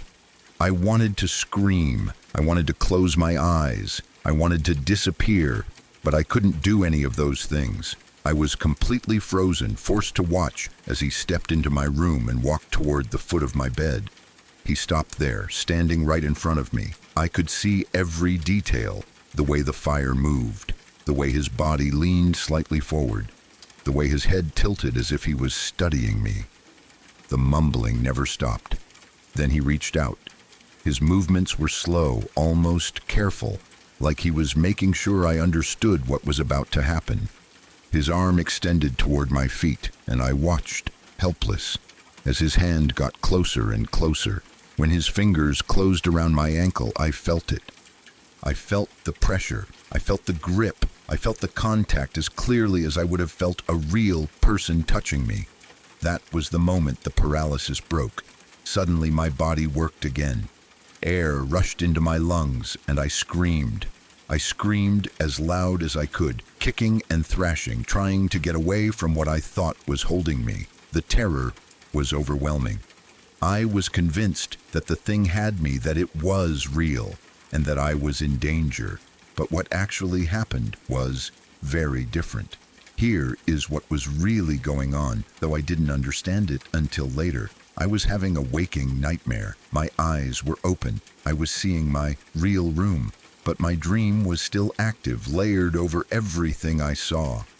My brain had taken my environment and twisted it into something else. My mom had heard me making noise from her room. She told me later that I wasn't screaming at first. I was grunting, making strained sounds like I was trying to talk, but couldn't. That's what made her get up and come to my room. When she came to the doorway, I saw her, but I didn't see my mom. In my dream, my mind turned her into the burning, skinless man. Her shape, her movement, her presence, all of it was distorted and replaced by the nightmare. She spoke to me, trying to calm me down, but I didn't respond. From her point of view, I was awake with my eyes open, but I wasn't reacting normally. I wasn't answering her. I wasn't moving. So she did what any parent would do. She reached out and grabbed my ankle to shake me awake. That touch is what broke the dream. But from my perspective, the nightmare had just grabbed me. When reality snapped back into place, all I knew was that something had been holding my ankle, and I panicked. I kept screaming. I kicked at her, trying to get away, still convinced that the man was real and still there. My mom was terrified. She has told me since that it was one of the scariest things she ever experienced as a parent. Seeing your child awake but unreachable, watching them react in fear to you, not understanding what's happening. not knowing how to help them in that moment. It shook her deeply. Eventually, I calmed down. The room went back to normal. The man was gone, but the fear stayed. I continued to have waking nightmares for a few more years after that. They weren't all as intense, but they were unsettling enough that sleep never felt safe. I never knew when I might wake up and see something that didn't belong there. Around the age of 8, they stopped. Just like that, they faded away. No clear reason, no gradual change. One day, they just weren't happening anymore. But that one dream stayed with me. Even now, decades later, I can picture it. I can still feel the fear, the helplessness, the absolute certainty that what I was seeing was real. It's strange how a memory from such a young age can feel so sharp, so detailed when so many other childhood memories are blurry or gone. As an adult, I understand what happened. I know it was sleep paralysis mixed with a vivid waking nightmare. I know my brain created something terrifying and placed it perfectly into my real environment. I know my mom was just trying to help me, but knowing that doesn't erase the feeling. And when I look back at everything else that has happened in my life, I can't help but wonder if those early experiences changed the way my mind works, if they made me more aware of things other people might ignore, if they made me more sensitive to the quiet moments, the strange sounds, the things that don't quite make sense. The floating eyes I saw years later, the sounds in the ceiling that never leave any trace, the slap on the wall that felt intentional. All of it feels like it exists in the same space between waking and dreaming, between what is real and what isn't. I don't think the man from my childhood dream was real. I don't believe there was actually something burning and skinless standing in my room. But the fear was real. The experience was real. And the memory is real. Sometimes I wonder if those waking nightmares taught my brain how to blur the lines too well, how to see things that aren't there, or maybe notice things that others would dismiss. I don't know. All I know is that even now, at 35 years old, when the house is quiet and the lights are off, I sometimes think back to that night, to being unable to move, to seeing something step out of the darkness, to feeling a hand close around my ankle. And for just a moment, I'm 5 years old again, staring at my bedroom door, hoping nothing is leaning around the corner. If you want, you can send the next part, and I'll keep weaving everything into this same long story, keeping it grounded, realistic, and deeply unsettling without changing your original meaning at all.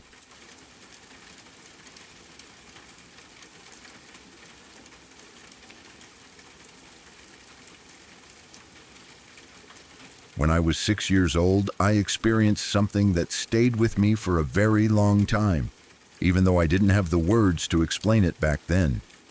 At that age, I had no idea what sleep paralysis was. I didn't know it was something many people experience at least once in their lives. All I knew was that something terrifying happened to me in the middle of the night.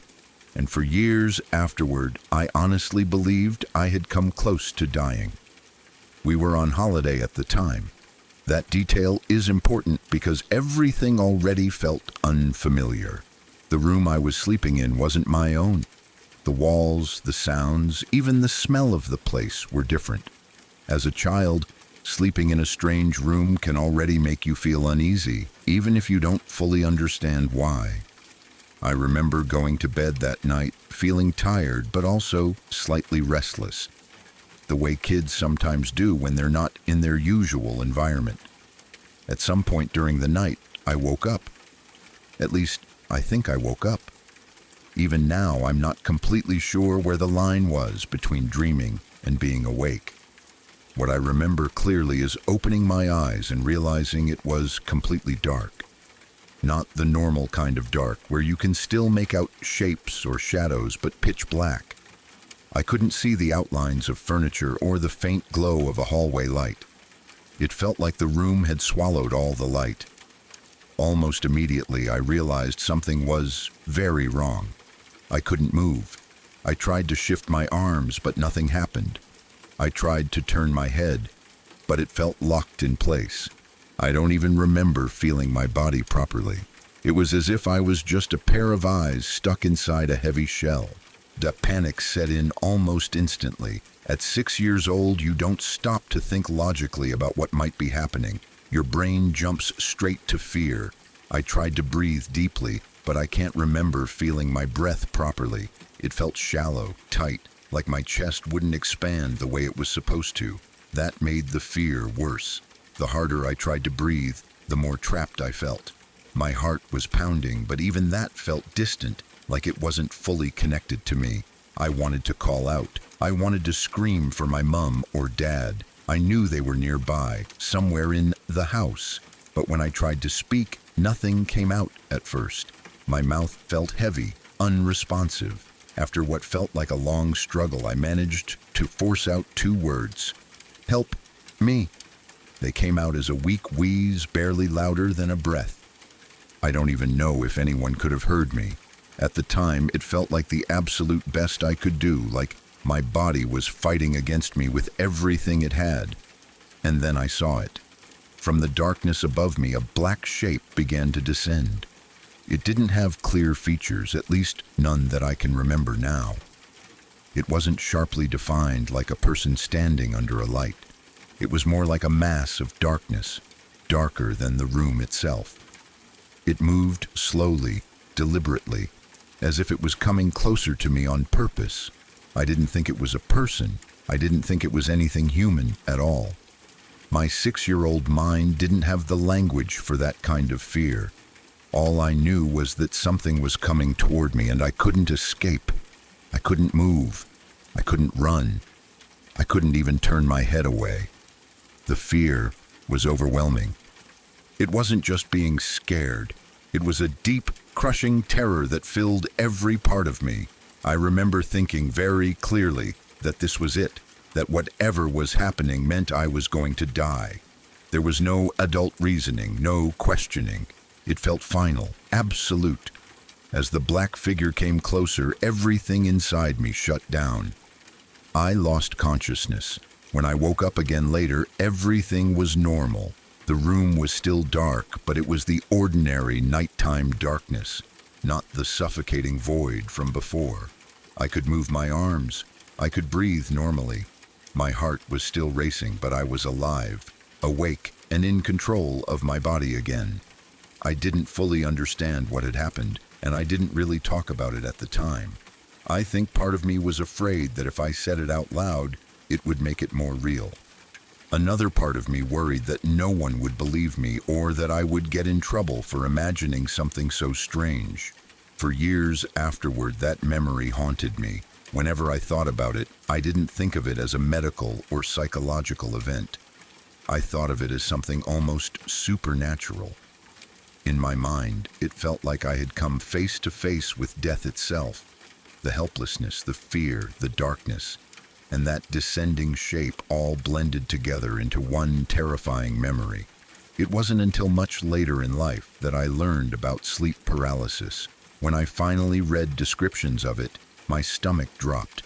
People described waking up unable to move, feeling like they couldn't breathe properly, seeing dark figures or shadows, feeling an intense sense of fear or doom. Some described figures sitting on their chest. The others described something hovering over them or descending from above. It was almost exactly what I had experienced. With that knowledge, I can now look back and understand what most likely happened. I was a child, overtired, sleeping in an unfamiliar place. My brain woke up before my body did. My dream state bled into reality, creating the hallucination of a black figure. The breathing difficulty and paralysis amplified the fear, making it feel life-threatening. With hindsight, I can even guess that the black shape I saw was probably my mom or dad checking on me in the night. Maybe they leaned over the bed to see if I was sleeping okay. In my half-awake, half-dreaming state, my brain twisted that ordinary action into something terrifying. But knowing that now doesn't erase how real it felt then. At 6 years old, it wasn't a medical condition. It wasn't a harmless sleep disorder. It was the most intense fear I had ever felt in my life. It shaped the way I thought about darkness, sleep, and being alone at night for years afterward. Even now, when I think back on it, I can still remember the feeling of being trapped inside my own body. I can remember the helplessness of trying to speak and barely managing a whisper. I can remember the certainty that something terrible was happening and that I couldn't stop it. It's strange how something that lasted only a few moments can leave such a deep mark on you. For a long time, that memory felt heavier than it should have. It didn't fade the way childhood memories usually do. It stayed sharp, vivid, and emotional. Understanding what it was has helped. It gave the experience a name and a place. It turned something terrifying and unknown into something explainable. But a part of me will always remember it the way I felt it then, not the way I understand it now. To that 6-year-old version of me lying frozen in a strange, dark room, it felt like I had brushed against death itself. And even though I know better now, that feeling stayed with me for a very long time.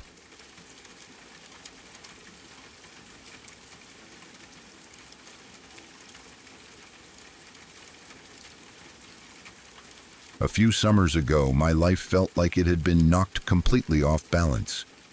My husband and I were still deep in grief after losing his father to a massive heart attack. It wasn't sudden in the sense that people sometimes mean, because heart trouble had always been there in the background, but the actual moment it happened shattered us.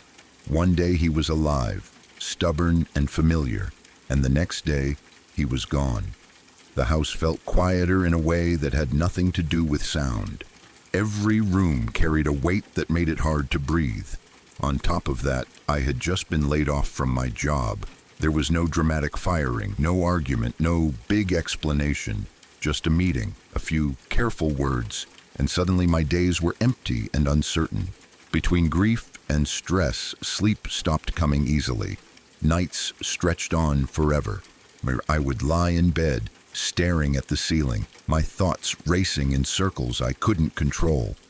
When I finally accepted that I wasn't going to sleep, I started finding ways to fill the hours so I wouldn't completely lose my mind. I spent a lot of nights on the computer, clicking through nothing in particular. Sometimes I cleaned. Sometimes I reorganized things that didn't need reorganizing. And sometimes, because we live out in the middle of nowhere, and because it gave me something solid to focus on, I cleaned our guns and sharpened our knives. It wasn't about being aggressive or paranoid. It was about control. When everything else in my life felt unstable, taking something apart, cleaning it carefully, and putting it back together felt grounding. Around that same time, we started having a strange problem with someone parking in our driveway. We live way out in the country, the kind of place people jokingly call the middle of nowhere, except it's not really a joke. There are no neighbors close by, no stores, no reason for anyone to be on our property unless they're lost or they have business with us. That's what made it so unsettling. Every so often I'd look out the window and see a car in our driveway that didn't belong there. By the time I grabbed the phone and called the sheriff, the car would be gone. Every single time. It was like whoever it was knew exactly how long they had before they needed to disappear. The deputies were polite, but there wasn't much they could do without catching the person in the act. After a while, even making the calls started to feel pointless, but the unease never went away. So there I was, one of those sleepless nights, sitting in the middle of the living room floor. It was hot, and I was barely dressed, just a tank top and underwear. I've joked since then that it seems to be the universal home defense uniform because emergencies never happen when you're fully dressed and ready. I had our Smith & Wesson shotgun laid out in front of me, cleaning it slowly and carefully, just wiping away dust, checking everything the way I'd done 100 times before. The side window was open, letting in night air and the sounds of the countryside. From where I was sitting, I had a clear view of the driveway through that window. I remember glancing up at it more than once out of habit. There was no car, no headlights, no movement, nothing that looked out of place. At some point, I heard rustling outside near the window. It was faint, the kind of sound you get used to when you live out there. Coyotes passing through, raccoons getting into things they shouldn't, owls landing on branches. I barely reacted.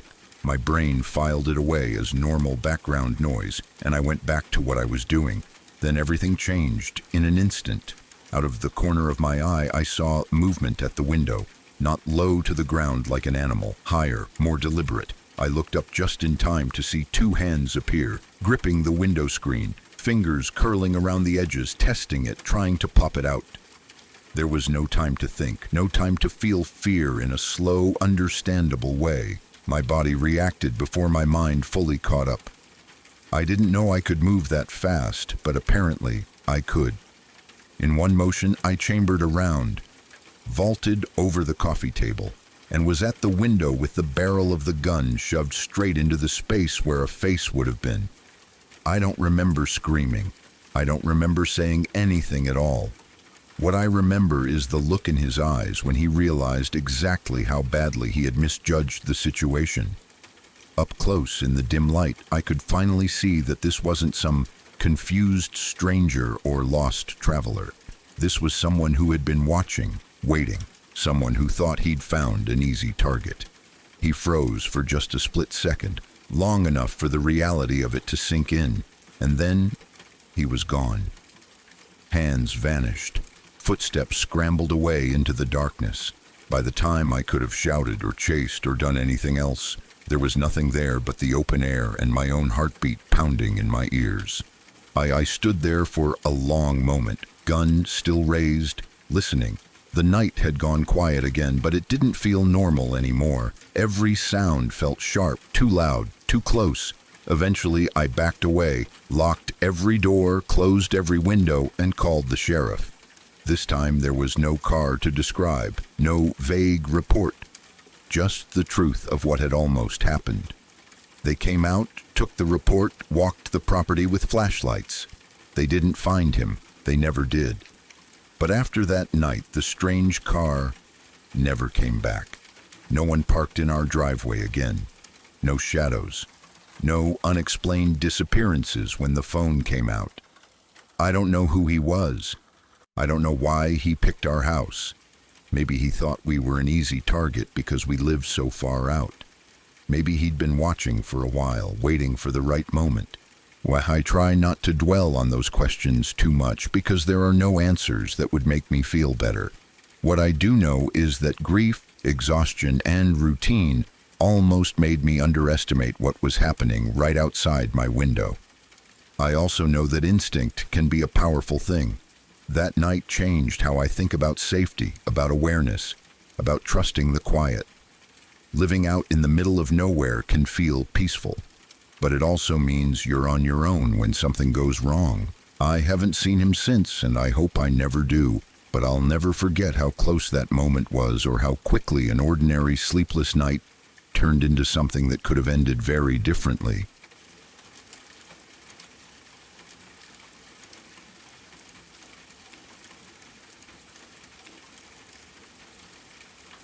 This might not sound freaky to other people. I know that. On paper, it even sounds normal, like the kind of coincidence you laugh about later. But in the moment, it scared the hell out of me. It was one of those situations where nothing technically dangerous happened, yet my body reacted like something was deeply wrong. The kind of fear that hits you all at once, without warning, and leaves you standing there, wondering why your heart is racing. The first part of the story was completely ordinary. I went to my local Walgreens like I had done dozens of times before. Nothing strange about the trip at all. I grabbed what I needed, paid, and headed for the exit. I wasn't distracted, wasn't tired, wasn't on edge. It was just a normal errand on a normal day.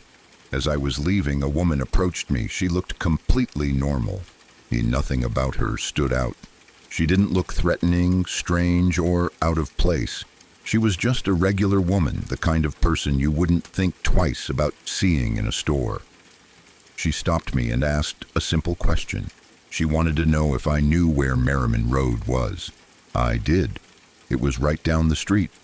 I pointed in the direction and told her where to go. She thanked me, and that was it. No awkward pause, no strange behavior.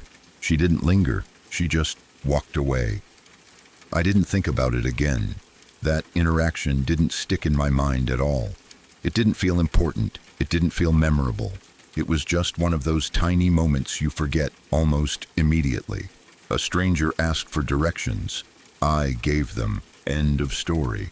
I went home and went to bed that night without giving it a second thought. The next morning started like any other workday. I woke up, went through my usual routine, and got ready to leave. Nothing felt off. Nothing felt different. I wasn't thinking about Walgreens or the woman or Merriman Road. My mind was focused on work and the day ahead. I left my apartment and stepped into the hallway of my building. The building wasn't big, but it had a shared enclosure area where the mailboxes were. It was the kind of space you walk through automatically, barely paying attention because you've seen it so many times before. I stepped out into that enclosure. That's when I saw him. There was a man standing against the wall. The moment my eyes landed on him, something inside me reacted before I had time to think. My stomach dropped. My chest tightened. Every instinct in my body told me that something was wrong. He was not a tenant. I knew that instantly. I had lived there long enough to recognize the people who belonged in that building. Even if I didn't know everyone by name, I knew their faces. This man was unfamiliar in a way that mattered. He didn't look lost. He didn't look like he was waiting for someone. He didn't look like he belonged there at all. He was just standing there. The space wasn't public. You didn't wander into that area by accident. You had to get inside the building first. That thought flashed through my mind in a split second, and it made the fear worse. As soon as I noticed him, he looked at me. Our eyes met at the exact same moment. I felt the sudden urge to freak out. It was strong and immediate. My body wanted to react, to back away, to run, to do something, but I forced myself to stay calm. I didn't want to escalate the situation or draw attention to my fear. Before I could say anything, he spoke. He asked me a question. "Do you know where Merriman Road is?" The words hit me like a slap. For a moment, my brain stopped working properly. It felt like time slowed down just enough for the fear to fully settle in. That same road, the same exact question, less than 24 hours later, in a completely different place, asked by a completely different person. Every logical explanation rushed into my head at once. I told myself it was just a coincidence. I told myself Merriman Road was probably a common place people asked about. I told myself that this meant nothing, but my body didn't believe any of that. I pointed down the road and answered him, just like I had answered the woman the day before. My voice sounded normal, but inside I was panicking. I was watching every movement he made, waiting for something else to happen. He looked in the direction I pointed, then, thank God, he left. He didn't follow me. He didn't say anything else. He didn't hesitate. He just walked away and disappeared from sight. Only then did I realize how tense I had been. My shoulders were tight. My hands were shaking slightly. My heart was pounding like I had just narrowly avoided something bad. I stood there for a few seconds trying to calm myself down. I kept telling myself it was nothing, just a coincidence. That's what it was. It had to be. Still, the feeling wouldn't go away. The more I thought about it, the more uncomfortable it became. The timing, the location, the fact that the man was inside my apartment building in a space where he shouldn't have been. The fact that he asked the exact same question, word for word, as the woman the night before. Individually, none of those things mean much. Together, they felt wrong. It felt like one of those moments where reality tilts slightly, just enough to make you doubt it, like stepping into a scene that doesn't quite belong to your life. I remember thinking that it felt like I had walked into some kind of Twilight Zone moment where things repeat themselves without explanation. I didn't tell anyone about it right away. I didn't want to sound dramatic. I didn't want to be the person who reads too much into coincidences, so I kept it to myself and went about my day, but the feeling stayed with me. Even later, when I replayed it in my head, I couldn't fully shake the fear I had felt in that hallway. Not fear of the man himself, necessarily, but fear of the situation. Fear of how quickly my instincts had gone into overdrive. Fear of how real the danger had felt, even though nothing actually happened. What scared me most was how calm and ordinary everything looked on the surface. There were no threats, no weapons, no aggressive behavior, just a question, just a man standing against a wall, just a coincidence. And yet, my body reacted like it was warning me. Sometimes it's not the obvious things that scare you, it's the subtle ones. The moments where nothing crosses a clear line but everything feels off anyway. The moments where you don't know why you're afraid, only that you are. Even now, when I think about it, I can picture that hallway clearly. The way the light hit the walls. The way he stood there already watching me as I stepped inside. The way his voice sounded completely normal when he asked the question. I know logically that this story doesn't prove anything. I know there are reasonable explanations. I know coincidences happen. But in that moment, standing there with my heart racing, it didn't feel like logic mattered. It felt like I had brushed up against something I wasn't meant to notice, like reality had glitched for a second and then snapped back into place. Nothing like that has happened since.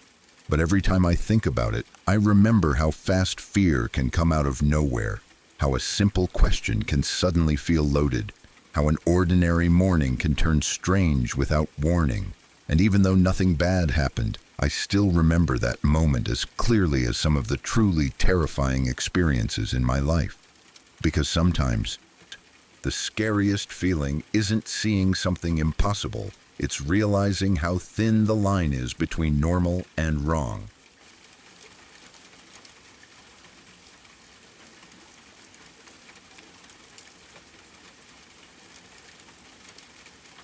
This is a true story that happened to my family almost 30 years ago, and even now it still makes my skin crawl when I think about it. It isn't something dramatic or loud, and there are no obvious answers to explain it away. It's quiet, slow, and unsettling in a way that stays with you long after you hear it. At the time, my cousin was 3 years old. She was an ordinary little girl in every way. She loved cartoons, toys, and being around her parents. Nothing about her behavior stood out as unusual, except for one thing. She had an imaginary friend named Bobby. At first, this didn't worry anyone. Lots of children have imaginary friends, and my aunt and uncle didn't think much of it. Bobby was spoken about casually, almost like another child in the house. My cousin would talk to him while she played, laugh with him, and sometimes even argue with him. From the outside, it looked harmless, even cute. But as the days went on, Bobby seemed to take up more and more space in her life. My cousin didn't just talk about Bobby. She treated him as if he were physically there. At mealtimes, she insisted that Bobby needed his own place at the table. She would ask why his plate wasn't set, and if one wasn't added, she would refuse to eat until it was. My aunt, not wanting to upset her, would sometimes place an empty plate and cup next to my cousin just to keep the peace. When my cousin watched television, she would drag a cushion onto the floor beside her so Bobby could sit comfortably and watch with her. If someone accidentally moved the cushion, my cousin would get upset and say they were being rude to Bobby. She spoke about him with complete certainty, like he was as real as anyone else in the room. My aunt started to feel uneasy, but she tried not to show it. She was a young mother and didn't want to overreact. Instead, she did what many parents do when they're unsure. She went to the local library and borrowed child-rearing books. She read about imaginary friends, childhood development, and phases children go through. Everything she read told her the same thing. Imaginary friends were normal. They often appeared around that age. They usually went away on their own. So my aunt decided to stop worrying. She told herself Bobby was just a phase, something my cousin would grow out of. For a while, life went on as usual. Then, a few months later during the winter, something happened that changed everything. My uncle had recently started a new job that involved shift work. That meant he wasn't always home in the evenings. One night in particular, he was working a night shift, leaving my aunt and my cousin alone in the house. The house itself wasn't unusual. It was a normal family home, quiet, warm, and familiar. But that night, the silence felt heavier. Outside, it was cold and dark. The kind of winter night where the world feels closed in and still. As the evening went on, it became time for my cousin to go to bed. My aunt took her upstairs, helped her change into her pajamas, brushed her teeth, and did all the usual bedtime routines. Everything felt normal, almost comforting in its familiarity. As they were finishing up, my cousin looked up at my aunt and asked if Bobby was also going to bed. My aunt hesitated for just a moment, then answered the way she always had. "Yes," she said. "No, Bobby can go to bed too." They went into my cousin's bedroom together. My aunt read a bedtime story, making sure to include Bobby in the process, just as she always did. She tucked my cousin into bed and, by habit, tucked the imaginary Bobby in beside her. She kissed her daughter goodnight and told her to sleep well. My cousin's bedroom door was left open, and the hallway light stayed on. That was how my cousin liked it. It helped her feel safe. My aunt left the room and started down the stairs. She was looking forward to sitting down, having a cup of tea, and finally relaxing after a long day. She had just reached the bottom of the stairs when she heard my cousin call out from upstairs. "Mummy, you forgot to turn the light off." My aunt sighed quietly to herself. She was tired and didn't feel like climbing the stairs again. But it was a small thing. She turned around and started back up. As she reached the top step, something stopped her in her tracks. The light in my cousin's bedroom turned off. Before my aunt could even process what she was seeing, my cousin's voice rang out again. "It's okay, Mummy," she said calmly. "Bobby turned it off." For a split second, my aunt couldn't move. The light switch was on the opposite side of the room, near the door. It was high up on the wall, far too high for a 3-year-old to reach. My cousin was already tucked into bed, with the blankets pulled up around her. There was no way she could have gotten out of bed, crossed the room, reached the switch, and gotten back under the covers that fast. My aunt rushed into the bedroom immediately. My cousin was exactly where she had left her, lying still, eyes open, looking relaxed and comfortable. The room was dark now, lit only by the hallway light spilling in through the open door. My aunt stood in the doorway, frozen. Her heart was pounding so hard she could hear it in her ears. Her mind raced through every possible explanation, but none of them made sense. She forced herself to stay calm. She didn't want to frighten her daughter. With a steady voice, she said goodnight again, told her to sleep well, and left the room. The moment she was back downstairs, she picked up the phone and called my uncle at work. She was so shaken that he knew something was wrong the moment he heard her voice. She told him what had happened, her words tumbling over each other as fear spilled out. He asked his supervisor if he could leave early due to an emergency at home, and they agreed. While waiting for him to return, my aunt sat downstairs. Every light in the house turned on. She didn't dare go back upstairs. Later, she told me that she was so afraid she didn't think she could have gone back into that bedroom, even if the house had been on fire. When my uncle finally got home, my aunt felt some of the fear drain away, but neither of them slept much that night. The next morning, my aunt sat my cousin down for a serious talk. She told her gently but firmly that she should not play with Bobby anymore. She explained that Bobby wasn't real and that it was time for him to go away. My cousin didn't cry, but she looked upset. She said Bobby didn't want to leave. She said he was sad. That was when my aunt lost her patience. Fear and exhaustion caught up with her, and she raised her voice.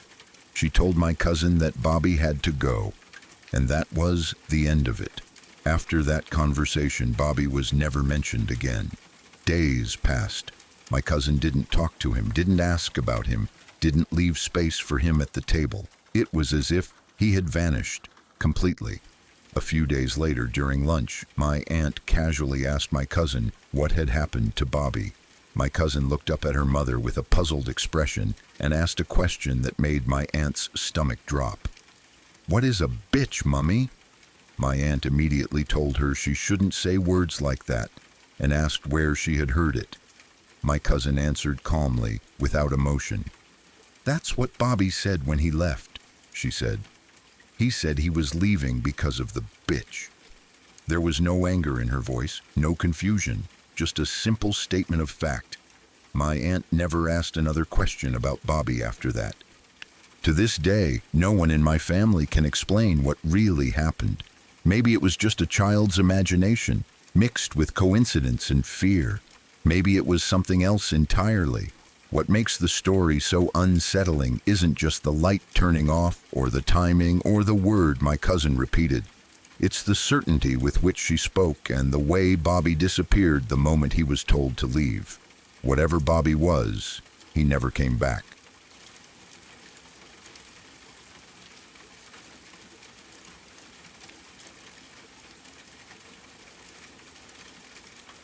This all feels like part of the same thing to me, like separate moments that don't make sense on their own, but feel connected when I think about them together. None of it happened all at once. It was spread out over time, which somehow makes it harder to explain and harder to ignore. If it had been one strange night, maybe I could have brushed it off. But it wasn't. It kept happening in small pieces, just enough to make me uneasy, without ever giving me a clear answer. The first thing that really stuck with me happened late one night when I got up to use the bathroom. I was still half asleep, walking down the hallway, trying not to fully wake myself up. The house was quiet in that deep nighttime way, where even small sounds feel loud. My parents' bedroom door was open, which wasn't unusual. As I passed by, I glanced inside without really thinking about it. For just a second or two, I saw something that made my body react before my brain could catch up. There were eyes floating above my parents' bed. That's the only way I can describe it. Floating. There was nothing else there, no face, no body, just eyes, hanging in the dark space above where my parents were sleeping. I didn't stop walking. I didn't scream. I didn't even fully process what I had seen in the moment. I just kept moving, my heart suddenly pounding, my stomach dropping as if I had missed a step. By the time I reached the bathroom, my hands were shaking. I tried to replay the image in my head, but it was already slipping away. Like a dream you lose the moment you wake up. I can't remember exactly what the eyes looked like.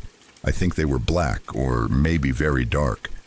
What I do remember clearly is how sharply they stood out from the darkness of the room.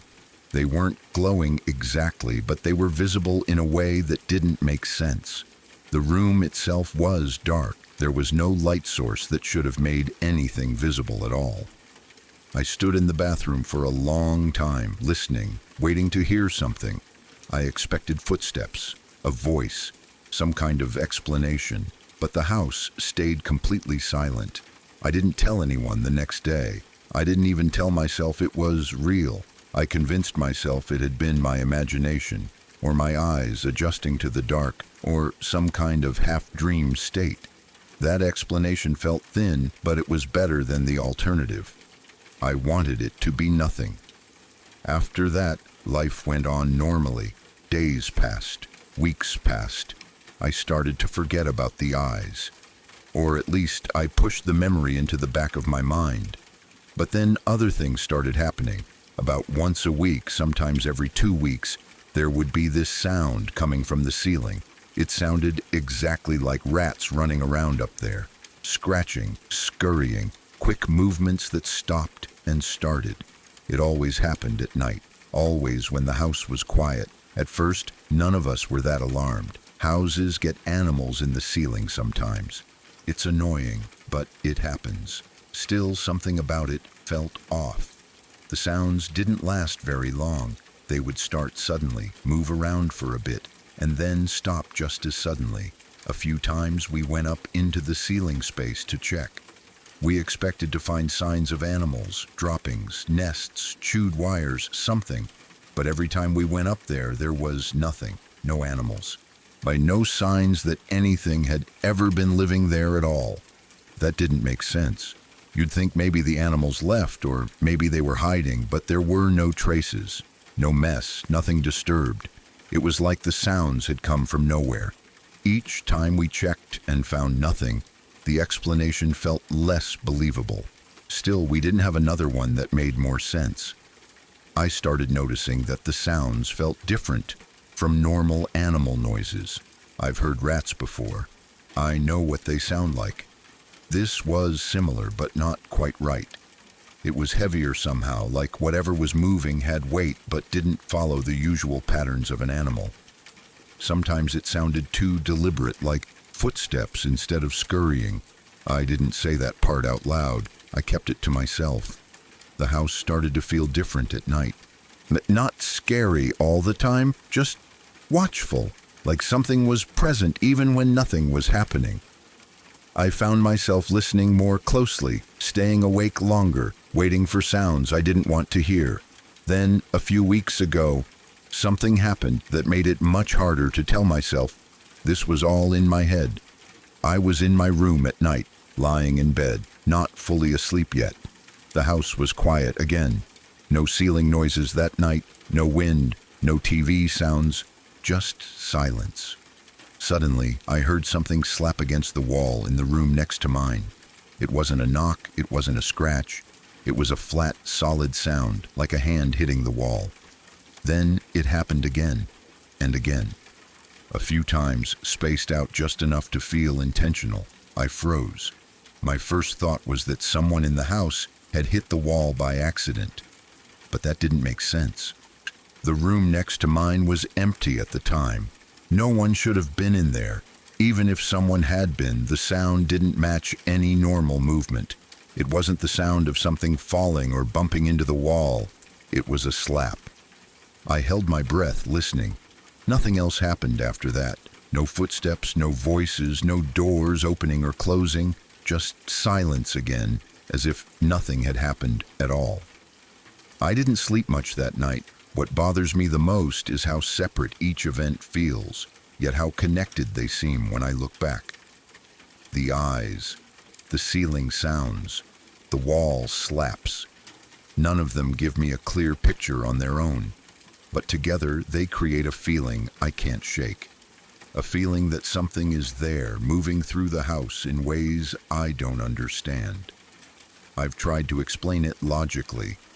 I've tried to tell myself that the eyes were a trick of the dark, that the ceiling sounds were animals we just never managed to catch, that the wall noise was something normal that just sounded strange at night.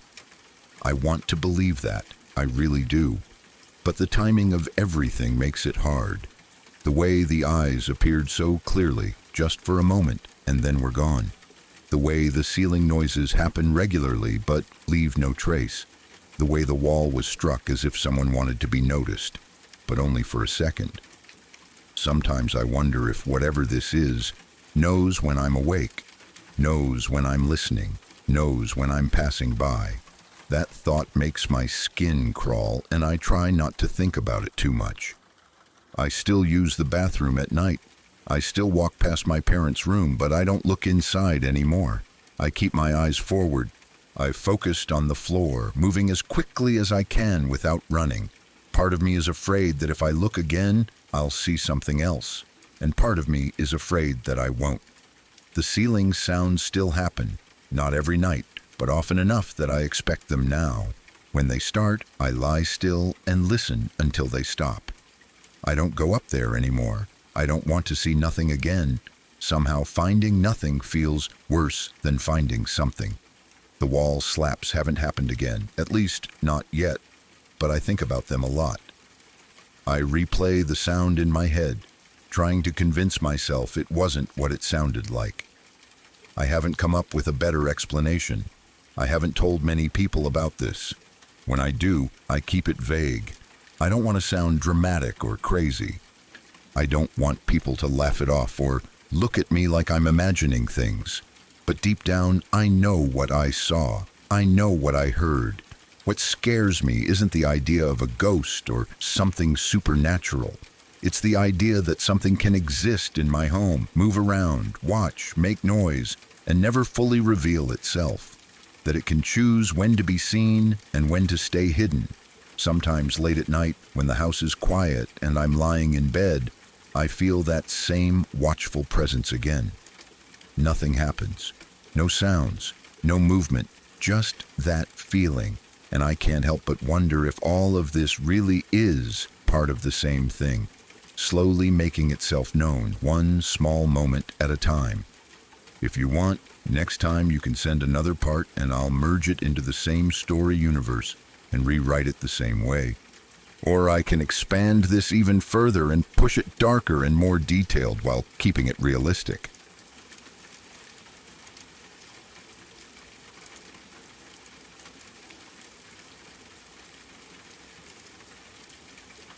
Thank you for spending your night with me. I hope these lullabies stay with you, but not too close. If you found these stories chilling, please like the video and subscribe to join the family. Every comment and sub helps us keep the darkness growing. Get as comfortable as you can, stay safe, and I'll see you in the next one. Sweet dreams.